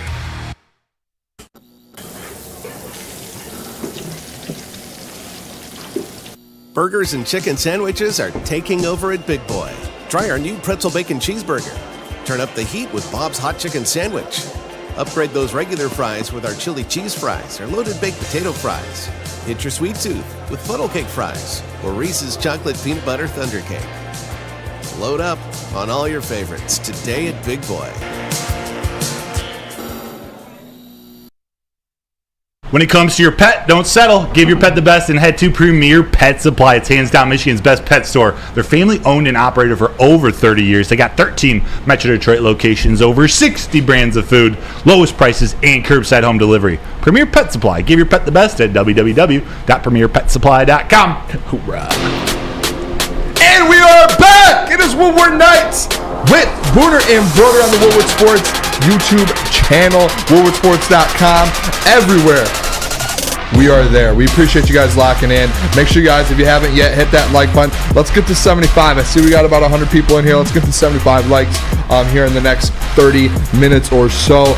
But for the people, I went and clipped some of this press conference. I don't know if you guys have seen it yet in the chat or listening. If you have seen the press conference with Ben Johnson, Aaron Glenn, those guys came out and had a lot to say. Broder, were you able to dive in a little bit on that? Yeah, a little bit. We'll react. I'm excited. We'll react, baby. I'm pumped. All right, let's start it off here then real quick. Aaron Glenn. We'll go over the Aaron Glenn ones first. I have 3 from Aaron Glenn. First one, Aaron Glenn did actually speak about something that has been a vocal thing in Detroit is all of these pressures. Every single, just keep getting to the quarterback, but not finishing. And he spoke on that. Someone asked him about Justin Herbert, how tough Justin Herbert is, and he kind of came out and he did speak a little bit on that in regards to. That threw me off a little bit in regards to getting to Justin Herbert, sacking him, finishing the job, and keeping the ball as well out of Keenan Allen's hands. So this is here Aaron Glenn on Justin Herbert and Keenan Allen and kind of getting to the quarterback and finishing the job. We have to do a good job of getting to him, and when we get to him, we got to get him down. You see a lot of times he's breaking a lot of tackles back there when guys have him corralled. So, and then, man, we got to stop this Keenan Allen. I mean, obviously he's looking for him. Just look at the number of catches that he has and everybody else has. I mean, it's pretty out of whack. But if I had him, I would throw it to him all the time too. So, but man, it's going to be a challenge for us. It's going to be a challenge. We understand that, and our guys will be ready for it. They'll be ready for it. We have a good day of practice today. The third down, and then we'll be ready for this Sunday. You mentioned. All right, you guys heard it there. He said it. We're going to be ready for it. Yeah. Those guys are going to be ready. That pumps me up coming off a bye, and especially versus a team like this, that Aaron Glenn's going to have. We've seen Aaron Glenn have this defense ready probably, every game but 2. It feels like Seahawks in Baltimore. I think he has this. I think this is that defense, that Aaron Glenn defense that we're all like, let's go. He feels light, like he seemed light in this interview. Like he feels prepared. He's not necessarily worried. I mean, you're gonna be worried about Keenan Allen and Justin Herbert, but he's not worried at the game plan that they're putting in. This bye week's huge, especially for a defensive coordinator. Just to have that extra time to prepare. You get to see him on Monday night go up against the Jets, which are a pretty good defense. Now he gets to go. He gets 2 weeks to prepare for these guys. Yes, Keenan Allen is an incredible receiver, but Aaron Glenn, it appears he's ready. And next one we have here too, Broder. He spoke about a guy, Broderick Martin. He's been the talk about this draft. Everyone's like, where's Broderick Martin? You've seen Bugs kind of be a healthy scratch on this defense. In the way that Aaron Glenn kind of has provided insight on this is, and I guess I didn't think about this as well, is Broderick Martin, he came from not a Western Kentucky? Yeah, not a big D1 school, like small. Didn't play like at that high of level like the SEC or anything. So the way he explained it, and you will hear it here in a second, but his development, basically, it's like you're going from Western Kentucky to the NFL, and you haven't played at that next level yet. So that's kind of what it feels like he meant on Broderick Martin. So here's Aaron Glenn kind of talking about Broderick Martin and his development throughout the year and when they'll get him in. They got 11 plays in. Yeah. Just when you watch the tape, what you think? You know, I thought it was good to get him out there and get him in live action. We're going to continue to work this player in. We said this from the beginning. It's going to be a work in progress with this player, but he has all the skills that we look for in a D lineman. It's just the fact of him coming from where he came from now into the NFL. That he has to continue to see these different plays that's coming at him. Understand how he's going to play these blocks. And understand exactly what we're trying to do as far as the D line to continue to improve. So happy where he's at. Going to continue to work with this player. And there's going to be good things with this player as the season progresses. Hey, I love that. Me too, and I think they have faith in him. There's a reason they took him, and Brad Holmes has been so good at the draft. I think they took him for a reason. I think he's going to end up being something on this team. Yeah, that clip, 30 seconds. I think that's any Lions skeptic or any Broderick Martin skeptic over these last couple of weeks, which has been fair. We haven't seen him in 8 weeks, and we traded 3 picks to go get him. I think that should shut down the skeptics. They had a plan from the start, and it seems like they're right on track. And I don't know if that's a good thing or a bad thing to you. That's another story. But they're bringing him along. They're getting him ready for when the time comes. For him to be out there when he's ready, when he can contribute and be the beast that they see in him. They're going to keep, like he said, he answered these all very direct. He's going to get him in the games more. They're going to keep inching him along. He's a great player. He just needs more development. Yeah, and I think that's like a lot of things with this defense's team in general is like they're drafting these. They've built this team from the draft, basically, right? Like a lot of these big-time dudes are from the draft and the development, and obviously it took a little bit. Like Amon-Ra St. Brown, guess what? Barely played his first half of his rookie year. Didn't get a ton, and he'll even say to you himself, he was just waiting for that time, waiting for it to be the right moment, and they did that. So this Lions team, they have been building like that, I feel like, for the last 2 or 3 years. Aaron Glenn spoke on that a little bit, on what it means to kind of be in an organization like this right now. Obviously, he was with the New Orleans Saints, Broder. But for him to sit there and compare what he's doing, what's happening right now in Detroit to that Saints organization a couple years back, and you guys will hear it right here, it kind of gives you a little bit of faith on what's going on in Detroit. It sounded like to me, and you guys take this how you will, and Broder, I want you to hear this as well and see if you took it the same way. Sounded like to me that Aaron Glenn wants to stay in Detroit after this season, and he might not be going anywhere. Did you have that one, Jalen? Of course I got it. Okay, here we go. Here's Aaron Glenn. They got 11 plays in. Yeah. Just when you watch the tape, what you think? You know, I thought it was good to get him out there and get him in live action. We're going to continue to work this player in. We said this from the beginning. It's going to be a work in progress with this player. What do you need from your defense over the last 9 games? Yeah, this is it. Improvement. I've said this from the beginning, where we're in the business of improvement from myself, the staff, and with the players. And when you take that next step as a team, all right, you look at things a lot different. There are things that are just unacceptable when it comes to practice. There are things that are unacceptable when it comes to meetings. There are things that are unacceptable when it comes to walkthrough. And the guys have to understand that. And because the stage is bigger, the expectations are bigger. And now you want to put yourself in that elite category. And that's what we're doing as a team and as an organization. We're trying to be one of these organizations that, year in and year out, we're going to be up there in the fight. And listen, that's what we want to be. And I've said this before. I want to be a part of one of these organizations that every year when you go 9-8, there's a chance you can get fired because the expectations are so high. And I've been a part of that in New Orleans. Woo! Oh my gosh, Broder. When I heard that, I jumped out of my seat. I ran through Woodward Sports back here. I started knocking people. I was like, oh my gosh. I cannot believe I heard that. I did not believe that coming out of his mouth. Aaron Glenn. I don't know. I don't know. Am I the only one that took that he wants to be in Detroit for a little while? And he's ready to build? I think without saying it, he's leaving the door open. The way he talks about this organization, like it is partly referring to personal growth in coaches and himself, but he feels so committed to building an organization. Not to say this is going to be his last coaching spot, but maybe he doesn't go next year. Maybe he's committed. Maybe this staff, dare I say Ben Johnson, and again, who knows, is this staff committed to actually turning Detroit, the Detroit Lions organization, into a consistent NFL powerhouse? Yeah. That's what it sounded like. And what did he say? When you have coaches like that, it's sky's the limit. Like Lil Wayne. Yeah. I want to be on a team to where 9-8 is the expectation. If you're 9-8, I love that. You have a chance to be fired. Not too long ago, Detroit Lions would pray for a 9-8 season and worship that coach. Times are changing, and Dan Campbell's leading the way. And hiring guys like this, I know it's been a polarizing season, maybe polarizing couple seasons for some fans and Aaron Glenn, but there's no doubt he has these kids. I don't know, as kids, these players, this young team, where most of them are young. They respect him. They listen to him. They believe in him.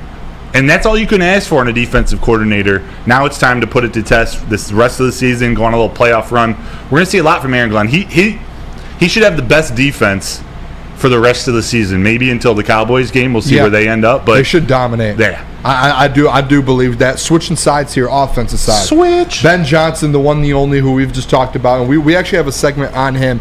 Maybe we'll get to that today. I know we were pushed back a little bit here, but Ben Johnson spoke. What was the main issue the last couple weeks, Broder, with this offense? The red zone.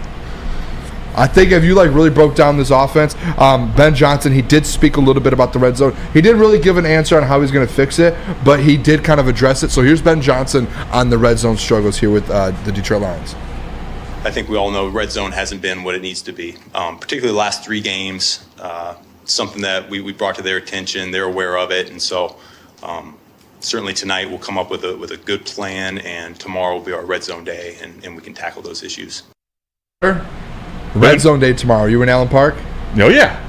Get ready to work on the red zone, baby. Red zone, baby. They're so committed to improving this red zone. Even Amon-Ra St. Brown is picking up Old Spice advertisements, Old Spice sponsorship. I saw him get a Kroger sponsorship. Yeah, dude, the dude's everywhere. Yeah. Amon-Ra St. Brown, he's face of the city now. Good for him. 4th round pick. He doesn't get the same kind of money that first rounders do.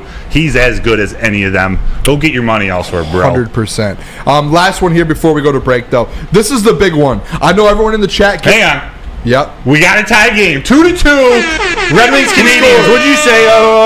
Detroit Dabber, top shelf, right where Mama keeps the cookies. JT Comfort. I like that one. That was a great, I was reading, I was like, wait, this is Detroit Dabber. I quote you. That is epic. That's tough, man. I like that. Top shelf, right where Mama keeps the cookies. LGR dub. What a goal there. Shout out to the Red Wings. 2-2 right now. Sorry, Booner. Sorry to interrupt. No, you're good. But everyone here in the chat listeners, I think Easy's in there. This is kind of what everyone's been asking. Since Jahmyr Gibbs has had these 2 weeks, David Montgomery coming back, the question has been, and we had a whole segment on it yesterday, Broder, how are they going to split these carries? What are they going to do? Someone asked Ben Johnson that question today. He had actually a lot to say about it. He didn't give away the secret sauce. Obviously, you don't want to give away too much. But he spoke on it a little bit about Jahmyr Gibbs, his impact, bringing David Montgomery back, and what these two guys are like for this offense. So here is Ben Johnson on Jahmyr Gibbs and David Montgomery. How do you continue to try to get that? Obviously not 152 every game, but hopefully 152 every game. It's my life a lot easier.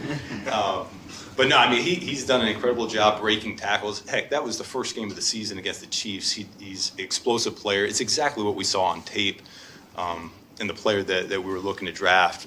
And I don't know if it's adding to his confidence at all. He's come in. He's been a confident individual ever since he got into this building. But certainly for us, we feel good about continuing to push the different schemes at him. He's been effective inside the tackles. He's not just a perimeter player like I think the narrative might be out there for him in the run game. And then his route tree is still growing. So looking forward to getting him and Monty both their fair load of touches. They both have proven worthy of it. Just talking to the skill guys earlier this week, it's a good problem to have right now, having some mouths to feed. So it's not just that room, but receivers and tight ends as well. Broder, thoughts? I love it.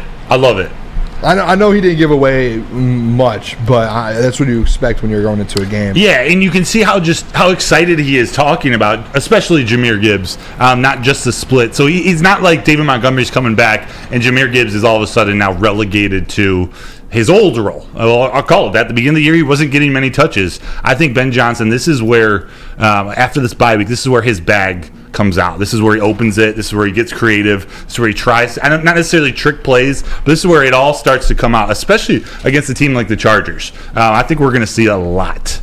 And I know we're hitting you guys with a lot of videos today. This is the narrative. We're painting the pictures for our pregame show tomorrow, kind of understanding what these coaches are thinking going into this game. What's their strategy? What are they thinking about some of these players? We're going to see who makes the final injury report tomorrow. We're going to see what this game is really looking like at our show tomorrow. So it's really great to hear sort of what Ben Johnson, Aaron Glenn, these coaches are thinking headed into tomorrow. Yeah, and the point there, too, with Ben Johnson getting into his bag is he talked about the weapon Jahmyr Gibbs can be. Now we've seen it. Now it's like go put him in the slot. Go do something do what we haven't seen yet with him, because now we know what he could do in the NFL. Go use him. You have David Montgomery back. You have all your weapons. You literally have everyone back, plus added in a weapon of Donovan Peoples-Jones. So that offense, the whole offensive line's back. Everyone is back. You are a full go now, Ben Johnson. It's time to go. All right, when we come back, me and Broder, we're going to go off a little bit. Amon-Ra St. Brown. Love that man. He has been underrated, disrespected, stepped on. Everyone's going at him around the NFL. Not going at him, but disrespecting him around the NFL. And guess what? We're going to be the Amon-Ra St. Brown truthers here. That's what we're going to do here this next segment. We're going to talk about that. But I'm going to tell you guys real quick about two things. The Woodward Sports Lions pregame show. Make sure you guys lock in for that. That is hosted by the one, the only Jeff Iafrady. That this week as well, Broder. Darren McCarty, I believe, will be on the desk. No way. Jeff. I will be here. Whether I might be in the match chair. I found out I might actually be in the sound, make my sound booth debut. Never did sound before. Or no, that's actually not this week. I'm in the chair this week. That's Thanksgiving. I'm thinking ahead here, man. My brain it's fried right now. But that is hosted by Jeff Iafrady. For all of you guys' injury reports, we'll go over some bets there. Booner Bets will be on there. Everything we're going to be talking about the Lions game, break it down. That's on the Woodward Sports YouTube channel. And then for the game right after, go over to Hamlin Pub. Have you ever wanted a bar where you are a regular? We have just the place for you. Head over to one of Hamlin Pub's 7 locations and experience where everyone is a regular. Whether you're enjoying half-off pizza on a Thursday or game day specials available during all Michigan sports and NFL games, that is Hamlin Pub. It is the place to be. Visit a location today and experience your new favorite pub for all things sports. Pub. Now, coming to Woodward Sports, Woodward and Main Street, the Woodward Sports Network Detroit Lions show. Let's go! Catch Gabrielle D. Phillips, Matt Broder, and Terry Foster for all the latest news on your Detroit Lions every week. Only on the Woodward Sports Network YouTube channel and woodwardsports.com. Woodward Sports' own Tom Mazaway and Sam Stick Day will be hosting our Lions postgame show after every Lions game all season long. Tune into the Woodward Sports YouTube channel for his hot-off-the-press takes, game analysis, and Kool-Aid sipping celebrations. You won't want to miss it. Join Maz, Stick, and special guests each week immediately following every Lions game, exclusively on the WSN YouTube channel.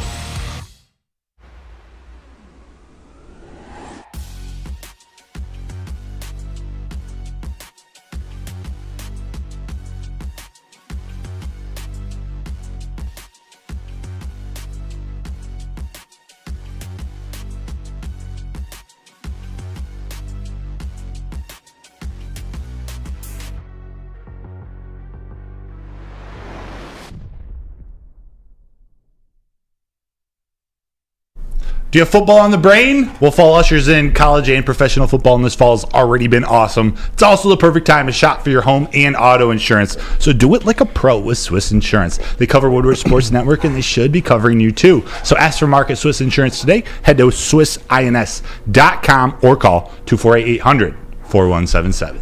All right, welcome back. What a beautiful song we're listening to right now. It is the Woodward Sports Network. It is Woodward Nights with Booner and Broder. Right now, I'm looking at it. There's a fight going on in the Red Wings game right here.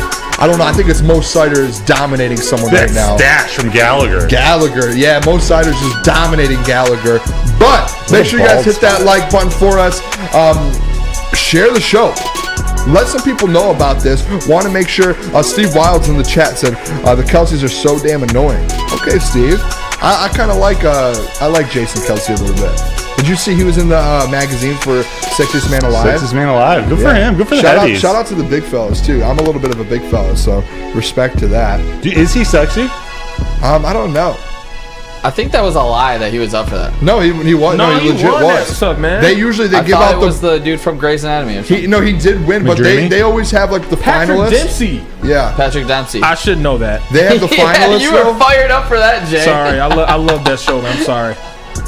You were so fired up for that. That was hilarious. Keep going. Ignore that. Sorry. Keep going. you guys were going. Is it ironic? Look what's on our back screen. The Skinny Butcher. The Skinny Butcher. Yeah. We're talking Jason Kelce. No, he was a finalist though for it. There was like 8 guys that were finalists. And I think Patrick Dempsey did win, but Jason Kelce was a finalist. So. I think Travis Kelce won it. Oh, was that the play? So Travis Kelce won, and Dempsey came in second, and Shohei Ohtani came in third. Shohei? Yeah. Hey, handsome man. Good baseball player. Patrick Babe Ruth came in fourth. Patrick Dempsey is People's 2023 Sexiest Man Alive. Oh, Twitter Live then, because Travis was in there in his little, He's been sexy for a long time then. Oh my gosh, we're getting off this topic. Well, he's a good-looking dude. Anybody like Grey's Anatomy in the chat? I started it once. I just didn't get through it. So long. Side note, Grey's Anatomy is a great show. Great damn show. It's a good show. It's just so many seasons. So many, I was like, this is a great show, and then just eventually, I just always stopped watching shows because they're so long. This is awkward. It is. Bunch of dudes talking Grey's Anatomy. I gotta get fired back up. What's Taylor Swift doing tonight? What about Taylor Swift? What's she doing tonight? Don't care about Taylor Swift. Algorithm, baby. Get the algorithm working. Taylor Swift. This is what we're doing. See this right here? Let me drink a little bit. I'm gonna take a sip of this real quick because this I'm locking in. We're all locking in. We're standing up for our guy Amon-Ra St. Brown. Hold on. I won't chug it like flannel or after my wins, but Broder, this made me mad a little bit. This made me really mad. Sorry, I'll lock in here. No. Amon-Ra St. Brown. There has been lists that have been put out. There have been different graphics. Jalen, could you first off, there is a wide receivers ranking list. Can you throw that one up for us real quick? I sure can. Let's start off with this one. You want the mid-season one? The mid-season wide receiver rankings. Broder, I don't think you've even seen this yet. No, I haven't. 3013 put out a mid-season top 24 wide receivers ranking list. I didn't get the other 12. I got the top 12, and look who is at number 11. The disrespect from these guys. Broder, they have Garrett Wilson ahead of them. Keenan Allen, you could maybe say, yes. Cooper Kupp, CeeDee Lamb, Stephon Diggs, Devontae Adams, who hasn't had the best season. I know A.J. Brown has, yes. Justin Jefferson, who has barely played.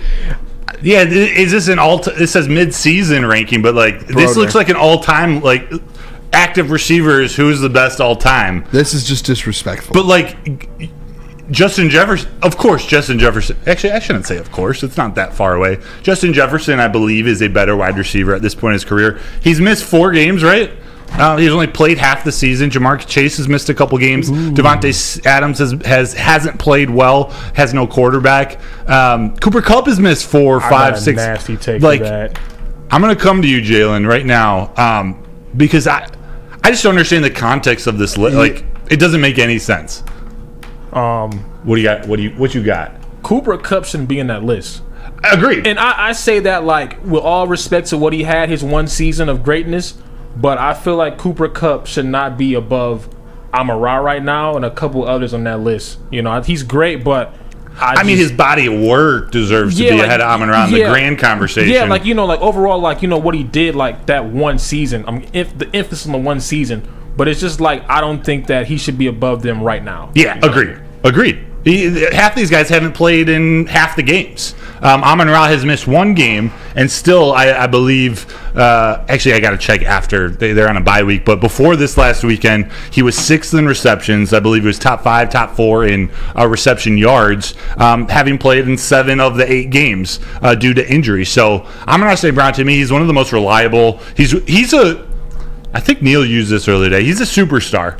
Yeah, and this is where this whole thing really struck me. And seeing that list, it did make me mad. And I do have some stats here.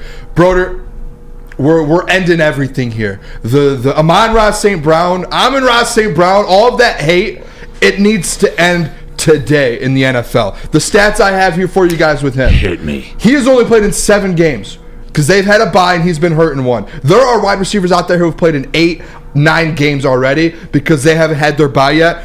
Amon-Ra St. Brown is 9th in receiving yards a game. He is 5th in yards per game. 5th in yards per game. So when he steps on the field, he's getting the 5th most receiving yards out of any receiver in the NFL. He is dominating. He is a top 5 wide receiver in that category. He is top 10 in receptions right now, and that's 2 games behind everyone else because of the bye week and an injury. I don't know what else people have to, you have to do to sit here, and it's not that I want people to be like, he's a top 3 wide receiver. No. There is just a respect level with Amon-Ra St. Brown to where he is one of the best wide receivers in the NFL right now. There's no question behind it. He is out there, Broder. He's getting, I want to get this stat correct. He is averaging 95 yards per game. 95 yards per game. That is incredible. That is great. Only ahead of him, Tyreek Hill, Justin Jefferson when he was playing, A.J. Brown, and C.D. Lamb. Damn. 4 guys. And those are elite. He is having an all-pro season right now, and people are just throwing it under the rug like he's not doing anything. Yeah. It's ridiculous. He's a top 5. They're at 11. He's a top 5 receiver this season. Yes. Do you think so?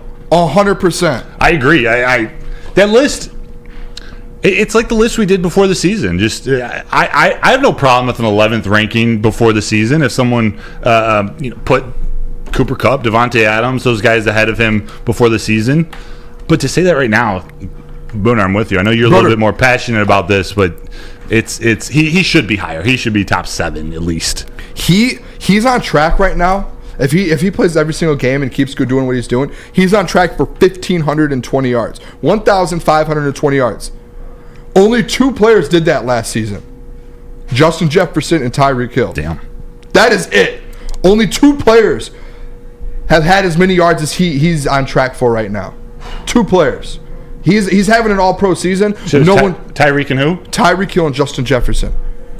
Gotcha. No one, and the thing is, no one's talking about it right now. No, he's 11th in the rankings behind dudes that have names and have been good in the past, but they're not having as near of a good season as St. Brown. That's what I love when we have these Monday Night Football games against the Raiders. We're going against the Chargers on I don't know if it's prime or is it the 4:05 game of the week, or is it just one? I think it's one of those. It's Lions Chargers. People are going to be watching. Then we got Packers on Thursday night, Thanksgiving. Amon-Ra St. Brown just needs to be seen more, and a playoff run will do that too. I think he's one of those who he's going to perform in the playoffs. He performs in the biggest games. We saw the clip earlier today of him being deadly sick on Monday Night Football and going out and putting together, 4 for 95 or 6 for 95 or 6 for 100 yards, something like that. He had a great game, 5 in the first half. Amon-Ra St. Brown, I would love to build my team around it. If it would be a very, very tricky pick if you were building a team and you had to select a wide receiver to start with. It'd be hard not to pick St. Brown number 1. Yeah, I'm not saying he's. Well, I guess that kind of is saying he's better than Tyreek and them. But, I just, from the overall team, everything that goes into building a team, I want Amon-Ra St. Brown on my team. 100%. And my math could be wrong. He's also on track for 130 catches. Last year, that would have led the league. He might break, the all-time reception record since there's 17 games being played now. But, I put a tweet out today on Woodward Sports social, and make sure you guys go follow that if you haven't already at Woodward Sports, Twitter, Instagram, all of that. But I did put a graphic up, and I made one here.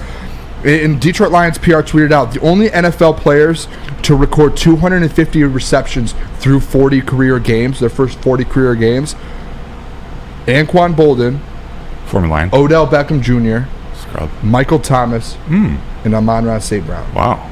That's it. Not even like Jared Rice, T.O. Those. No. Through the first 40 games. The fact that he is 11th on the 33rd team's list is so disrespectful. It's insane to me. I wonder if that's... I know the heavyweights had a guy from the 33rd team, I believe, on for the quarterback list that had Jared Goff low. I wonder if it's the same guy. What's his name? Do you remember? I don't. I can pull it up here. All good. It is... I just had a point. Jordan Van Eck. Yeah, different guy. Different guy? Okay. Yeah, I forget what the guy's name is. I want to go rewatch the heavyweights to listen to that. Can we do one more poll, Jalen? Can you just do, is Amon-Ra St. Brown a top 5 wide receiver in the NFL? And just say yes or no. I want to see if there's people who will put him outside the top 5. I'm sure I know what the thing will be, but... see the percentage. I would like to see that. That would be interesting. 100%. All right, let's hit it. We'll head to break here. Let's hit it. Yeah. From Dispo? From Dispo, hit it. You didn't even realize you were teeing me up to experience. Wait a sec. Okay. Oh yeah, I can just talk. Littering and yes, but when we do come back, littering and we're going to talk about Ben Johnson, some head coaching openings. I'm ready. Smoking the reefer. Dispo Dispensary, your local cannabis plug. They are the first ever cannabis mall of its kind. The Romeo location, open late Monday through Saturday, open till midnight. They are open Sunday, just not till midnight. So check them out. They got fresh inventory from Michigan's largest variety of products. It's an incredible experience. I think Freddie313 is going there tomorrow. Freddie, check it out. Let everyone know how it is. Dispo Dispensary, disposhops.com, your local cannabis plug. How would you like to win not one, but 2 vehicles of your choice? One for you and one for your wife, your girlfriend, or your best bud. Get to Lady Jane's today for an award-winning haircut and automatically enter for your chance to win. Courtesy of Les Stanford Buick GMC of Ferndale. Lady Jane's, open 7 days a week, walk in anytime. It's wicked awesome. Join Woodward Sports' own Jeff Iafrate, along with special WSN guests for the most anticipated Lions season in decades. Filled with different surprises and expert analysis. You're not going to want to miss out. Go to our Woodward Sports YouTube channel on Sundays and tune in live from 9:30 to 11:30 a.m.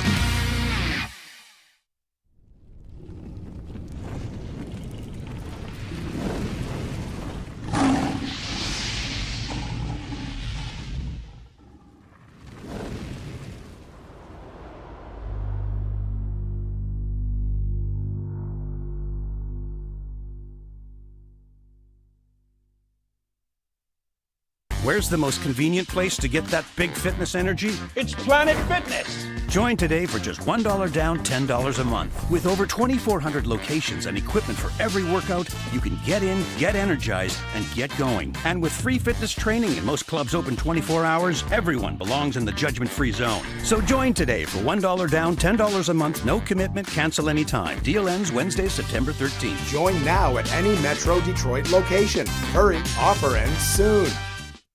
How'd you like to win a 100K Vegas getaway? Take your friends for a large farva and live it up in the city that never sleeps. It's the Citron Energy. Drink it and live it. Purchase a 24-pack today and enter to win. Register at drinkcitron.com and buy it at your local Meijer store. Citron, the healthier energy drink with great taste so you can look good, feel good, and be the best version of yourself with Citron. drinkcitron.com/Vegas. Vegas, baby. Let's go to Vegas, huh? Vegas would be sweet. We're going to go there in February. Let's do a live show. You are? No, we all should. Yes, we should. Live show. You know what's there in February? The Super Bowl. Yeah, Super Bowl, baby. Hey, welcome back to the Woodward Sports Network. It is Woodward Nights with Booner and Broder. Appreciate all of you guys tuning in. Make sure you guys hit that like button if you haven't already. Let's get over 100 here. I think the heavyweights probably around 100. So let's go. Let's chase after them. Let's go after them here. Broder, what do you want to do here? And maybe we can leave it to the people as well. We can go to a couple routes because originally this segment was supposed to be for the Wings because they were supposed to be done playing by now. We're going to push that to 9:40. 9:40. So hopefully the game's over and the Wings have won at that point. We can either do, and we'll see what the people want, either Ben Johnson coaching or his next position. Where is he going to go? How is this going to look for him? I want to talk about that. Or we can go Pistons. So throw that in the chat here. We can go either way with that one. We had them both here, but we're a segment back. And the Wings are still tied at 2-2. Either want to talk Pistons or I don't want to talk Ben Johnson, another coaching spot. That would be sad. Although we should talk about that sometime. This Sunday. That was the reason I put it, was because it's his resume. Yeah. It's a resume game for him. Yeah, well, so there's your answer.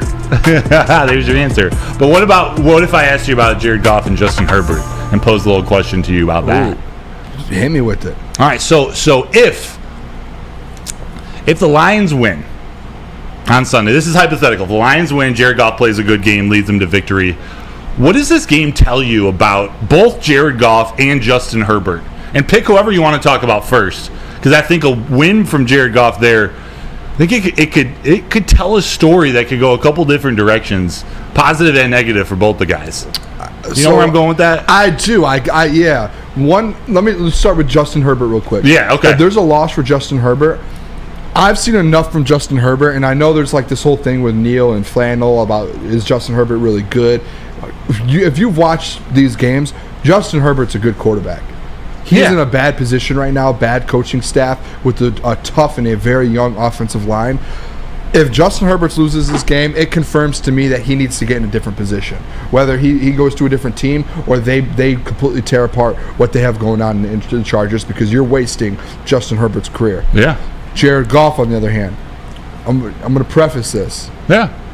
It depends on how he plays. Okay. It depends on how the win is. If he goes out there and he throws for 250 yards, 2 touchdowns, QBR is a great QBR, and he's out there slinging the ball and he's leading this team, if there's a tough offensive possession, he's bouncing back, getting this team back on track. I think it shows, like, after that Ravens loss, he's been able to bounce back 2 games and go on the road to a Chargers team that could potentially has all this talent on defense, and you were able to find a way to win. I think it will show a lot from him. Yeah. And I know we talked about this MVP conversation with him in the top 5. I think it's going to be hard for him to make that case because of the teams they play.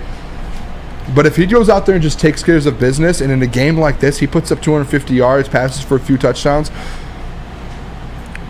maybe just throw him right back in that top 5, top 6, top 7 conversation there. Yeah, it's an interesting conversation because, I mean, Justin Herbert's consistently thought of in that top echelon of quarterbacks. So I think it's important for him to go out and beat what many think are, I don't think Jared Goff's mid, but that next tier below.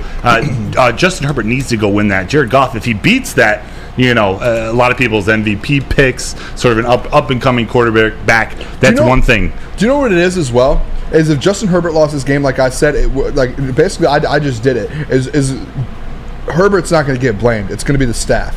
It's going to be Brandon Staley. It's going to be those guys, right? If Jared Goff loses the game, it's probably everyone, like the heavyweights, will sit up here and yell at Jared Goff. Well, that's guaranteed. That's right. Yeah. So people are going to go at Jared Goff, and he's more so like every loss. Jared Goff could win 13 games and go win 2 playoff games, and after every single loss, he's going to get criticized from some certain fans for no reason. Like, yes, as an NFL quarterback, you're not going to go out there and have, unless you're Patrick Mahomes, perfect game all 17 games. Yeah. So I think if he does lose, he's going to get criticized a lot more than Justin Herbert would. Yeah. I think it's how you lose, though, is the question. Like, if Jared Goff goes on the road and doesn't prove that he can do it in an environment like, say, at Philly or, say, at San Fran, like we always keep resorting back to, that's when he will get criticized, because that's what his critics are saying. You have to prove them wrong at some point. Like, that game at Baltimore cannot happen again for Jared Goff, though. Like, I feel like the critics are fair in that situation of it. Personally, that's what I believe. Hey, by the way, too, I just noticed that little sweatshirt or cardigan you're wearing. Love it. What up, baby? Yeah. Shout out T Swift, Cardi season. I do think we should touch on the Pistons in the next segment, because there were a lot of people, I must have missed it. They were want to hear about Jaden Ivey, like what's going on. Yeah, we can talk about that, because I did talk to Kool-Aid before the show a little bit. So let's do it. And we can still bring them up. The wings just went into overtime. So 2-2. So yeah, we might not even get to the wings until mailbag. We should tell them about Woodward in Maine. Yes, Woodward in Maine, and then I'll tell you guys about Big Boy. Woodward in Maine, it is the Woodward Sports Lions Insider Show, hosted by Gabrielle D. Phillips, Matt Broder, and Detroit legend Terry Foster. It is Tuesdays from 7 to 8 a.m. and Sundays from 8 to 9 a.m. That is this Sunday, actually. Make sure you guys tune into Woodward Maine at 8 a.m. this Sunday for all of your guys' insider information that you need for the Lions game versus the Chargers. And then tell them, baby. You guys can go get some breakfast over at Big Boy because it is the winter time in Detroit, and it is always better with comfort foods from Big Boy. Try the veal parmesan or the new Southern Comfort Chicken Bowl. And how about some breakfast? Right after Woodward in Maine, go grab the stuffed potato pancakes. Latkes. They are finally back. The classic lumberjack or the Santa Fe Garden. Also, the new apple pie hotcakes. They're too good to miss. Don't want to miss out on those. Top it all off with the new gingerbread shake for dessert. Stop by your local Big Boy today for all of that down-home comfort food.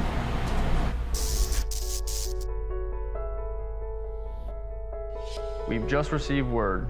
The world's cannabis supply has vanished. The public is outraged and has taken to the streets in response to this tragedy. The individual responsible acted alone, and we can only hope they will make things right soon.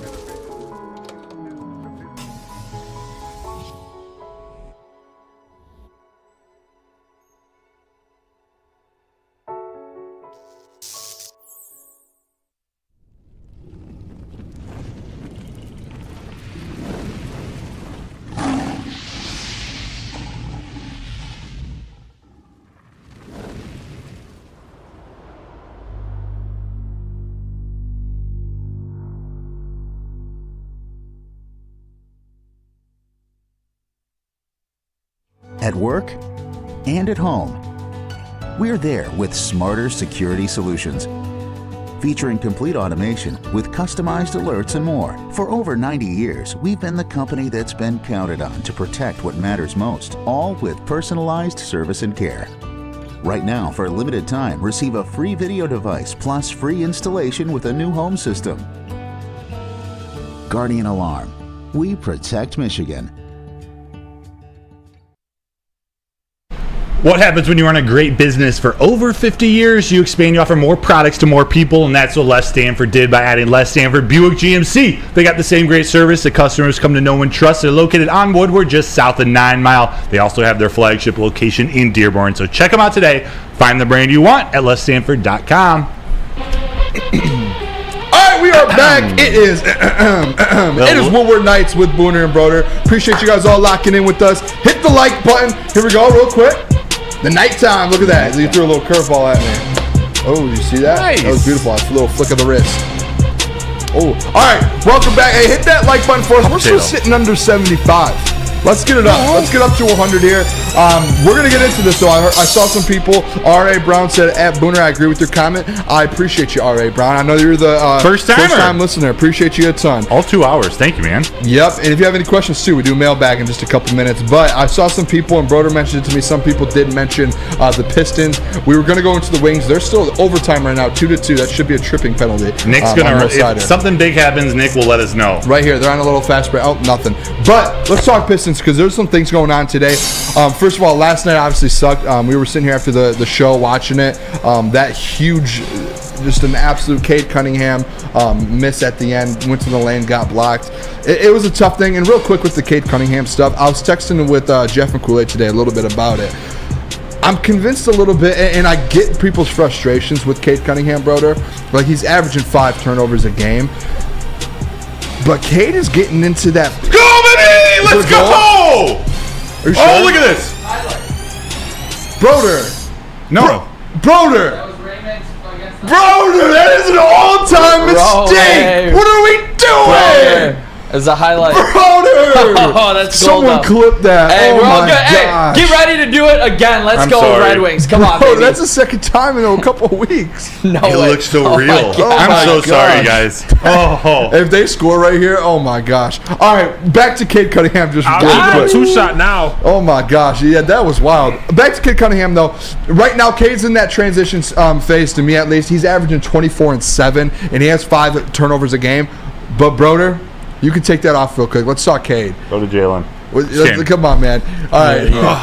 I'll save mine. I'll go second. But with Cade, though, he's transitioning to that superstar phase. Go look at what Jason Tatum did his first couple years. Go look at what if you want me to pull up some stats real quick right now in turnovers in the NBA, go look at some of the other superstars in turnovers in the NBA when they have the ball in their hand as much as they do. And guess what? Those superstars, guess what they have? Better role players and older, not the youth around him. So I'm not worried about that at all right now. I'm just more so worried about this year. Let Cade turn into that superstar. Yeah. Let him get the reps in. That's when you see mistakes like a game-winning shot and going to the rim. What does Kobe do? Kobe said, how many game-winning shots did he have? But he keeps taking them because you can't make one if you don't take it. Yeah. So Michael Jordan's missed the and a lot of people are like, pull up for midi, do that. Next time, bet you he does that. Yeah. So I'm not too worried about Cade at all. A lot of people are going at him though, on Twitter and my thing was I text Kool-Aid and Jeff this. Take a step back, relax. Cade's still averaging 24 and 7. I saw someone in the chat saying he shouldn't be on the Pistons, which is just wild to me. Did you have anything on that? Yeah, I'm not worried about Cade Cunningham at all, or the turnovers. It's just part of the process. Some are bad turnovers, and he's the type of his basketball IQ is high enough where he's going to work that out of his system. I'm glad he's taking chances, to be honest. You want to get rid of the stupid turnovers, but take chances. He's got to try to get these players involved. He can't score every time. He's going to just continue to improve the game. Remember, he was out for a year, and yes, he has played the Team USA. He's been balling, but there's still the speed. The season, it's a long season. You got to get into basketball speed, and that's mental too, and how quick you make decisions. How quick he's such a good passer. He sees things before they happen. So a lot of these turnovers are just his own timing. He's just a little bit off. He sees it. This is a learning phase for a guy. Yeah. This is basically his second year and what you said, the superstar. Well, you said learning to be a superstar. I loved when you said that. That's a different type of learning. That's another level up. I love that comment. And to Jaden Ivey, the situation with Jaden Ivey, I know you said there were some comments on that, and as well too. If you guys are watching the Red Wings game, terrible call here. Lalonde is not happy.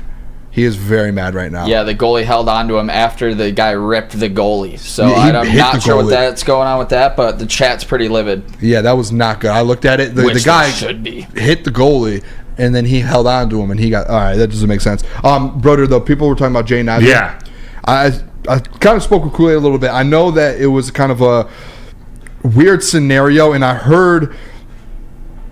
Okay, I see here. Kool-Aid just texted me. I wanted to make sure we can share that information.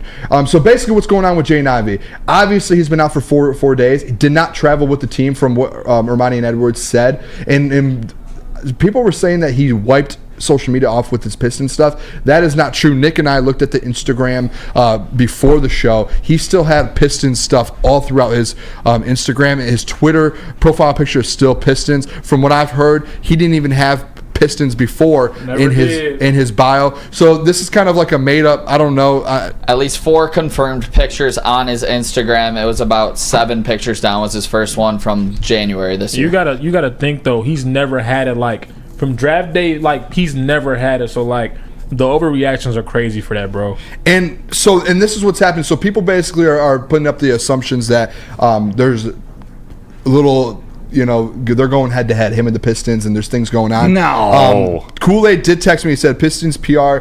They said that he is actually currently sick. Amari and Jalen, I don't know if you know how to pronounce his name. He's Pistons Twitter. He's a beat writer. Yep, Amari Sankofa of the Detroit Free Press reported he is officially dealing with a viral infection specifically. So he is actually sick. And I know it's been a couple days, and there's been people I think it's kind of crazy that these rumors are coming out and people are just Pistons fans are just making, I don't know if they're making stuff up, what's happening. And if there is something, maybe there is, and we don't know. But reports are from the Pistons that he has some sort of viral infection right now. Yeah, there's nothing going on between the team. I mean, from a basketball standpoint, there's a little friction in terms of where Monty sees him, coming off the bench. And I'm not worried about that still. It's early. But in terms of the organization, I don't think there's anyone I'm less worried about about wanting to be a Piston or being committed to this team, being committed. Jaden Ivey has been the ultimate professional. He's connected to this organization through his mom, through his time before he even was a college basketball player. So Jaden Ivey has done nothing but say and do the right things. Again, he's got figured out on the basketball court with his new team, with Cade and with Monty. But no, I'm not worried about him and the team. You want some drama, mean? Quick thing, real quick. The away fan. I'm with him on this. I stand by the away fan. Broder, I'm blaming you for the early selly. You jinxed us. The Detroit Red Wings just lost in overtime. I will take that. I can't even owe the argue. Detroit Red Wings 1 point. Yeah, second bad loss in a row for the Red Wings. Did not look great in either game, so that's not hype after just beating the Bruins at home about a week ago. I want to just hit on this Pistons team real quick. It was such a disappointing loss because you got that 12-point lead in the fourth quarter. I get that we're a young team and we're building. We have to learn how to win. But when you have a 12-point lead and the other team's best player is out, maybe the top 3 player in the NBA, you have to find a way to win this game to gain that momentum and keep it going for the young guys so they finally do get a win. That one really hurt last night as a Piston fan, and I'm sure it hurt those players because they know that they should have won that game. Yeah, the good thing about with this young core too, that you have a core like this, especially like Marcus Sasser out there playing. These guys and I know people hate to hear it. This is just what it is in the basketball world. Is these guys, they're learning from that loss. That like you learn from that one, and then in the second half of the season or next year when you're actually competing for a play-in game, that's when you'll see that experience from this loss down the line. And I know we all hate to hear it because there's been this rebuild for the last 10 years, but that's just the fact of the matter. They have the core now. They have the guys out there. You saw Marcus Sasser. I know Cade missed a shot. This is all just like it'll all come together eventually. Go watch Jason Tatum his first couple years and other stars like that. Similar things. And you doubt Monty Williams? Like, are you worried about him? No, they have a great coach leading the way. They're gonna figure it out. Who knows when? All right, let's do it. Let's hit mailbag here. When we come back, we'll do mailbag, and then that'll be the final stretch of the show, fellas. Going by very, very fast, and it sucks the Red Wings just lost. I can't believe I did that to you guys. That has to be clipped. You look defeated over there now.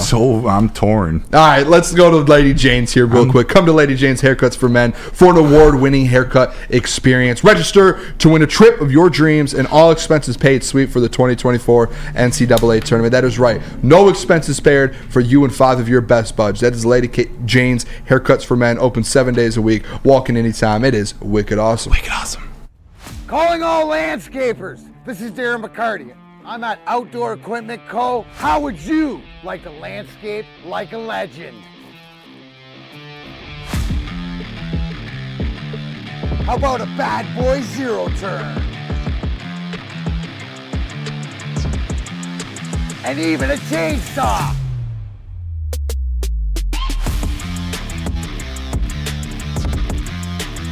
And even a weed whipper.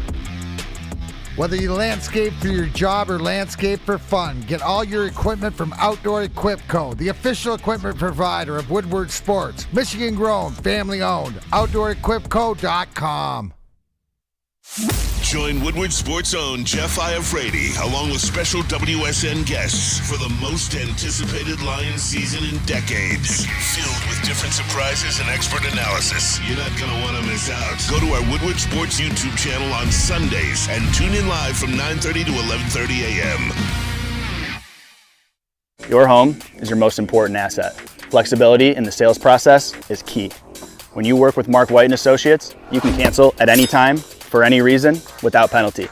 Speaking of flexibility, check this out. Who you work with matters. Hire the best broker in the game.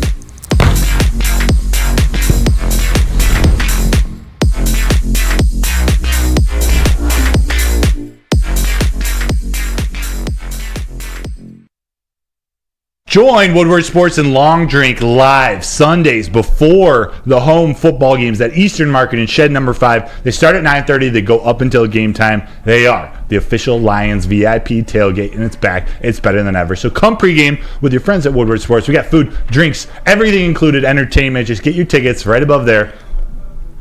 BullseyeEventGroup.com. Let's go. All right, we are back It is Woodward Sports Network, Woodward Nights with Booner and Broder. We appreciate you all for locking in this full show, too. A full 2-hour show at night. Really appreciate all of you guys locking in. Hit that like button for us. Mailbag, though. Broder, you got any here? I do. This is from the away fan to the Booth boys. Mailbag, Booth Squad. What are some things that the Wings need to do to turn this ship around? Nick, I'll start with you. Starts with the power play, no doubt there. You got to get your shit figured out on the power play when you're a man out head. DeBrincat needs to get going again. That's when this team was looking like an elite, like top 6 team in the conference. So get DeBrincat going, get Larkin going again, and I think we'll be fine if that happens. But this is looking like a very rough drought for all Detroit sports besides your Lions. So hopefully the Lions win Sunday. Let's go. I'm not as, well versed as Nick, but, I watched the first few games. We started off hot. I said before our team is young. We kind of took a little break, took our foot off the gas a little bit. Our conference is hard, man. I said that, a month ago. Just a young team, got to get back rolling, like you said, we're just missing our opportunities, man. But I'm not like Nick, but that's my 2 cents, so I'm trying, guys. Yeah. Also, last thing in here, you got a couple reinforcements in Edmondson and potentially coming up from Grand Rapids. Yeah, love so to hear that could get a spark going. Who knows? Love to hear that. ETN mailbag. Aside from the Lions Chargers, what game are you all most likely or most looking forward to this weekend? To be honest, I was just looking at the schedule. There's really not that many good 49ers games. Jaguars. I'm gonna steal that one. 49ers Jags at 1:00. Why is that not the night game? I don't know. That's crazy. Browns Ravens is a pretty good one. The rest are kind of trash. Yeah, there's not a lot of great games. I'm excited. The Lions and Chargers are really the only one I want to watch at that time. Yeah, same. Obviously, the only one I would watch, but you know what I'm saying? Mailbag, what Big Ten versus SEC matchup would you want to see? I'm going to go Michigan here. I would love to see Michigan play Georgia this year or Alabama. Yeah. I would love to see it. Bring on the big boys. I want Michigan to go out there and beat an SEC school this year. I truly believe they have the best team. We didn't talk any Michigan today. Nothing really came out besides the letters that were submitted to the Big Ten came out. I haven't read through all of them yet. The Army is growing. I read about halfway through. 10 pages at that small letters, man.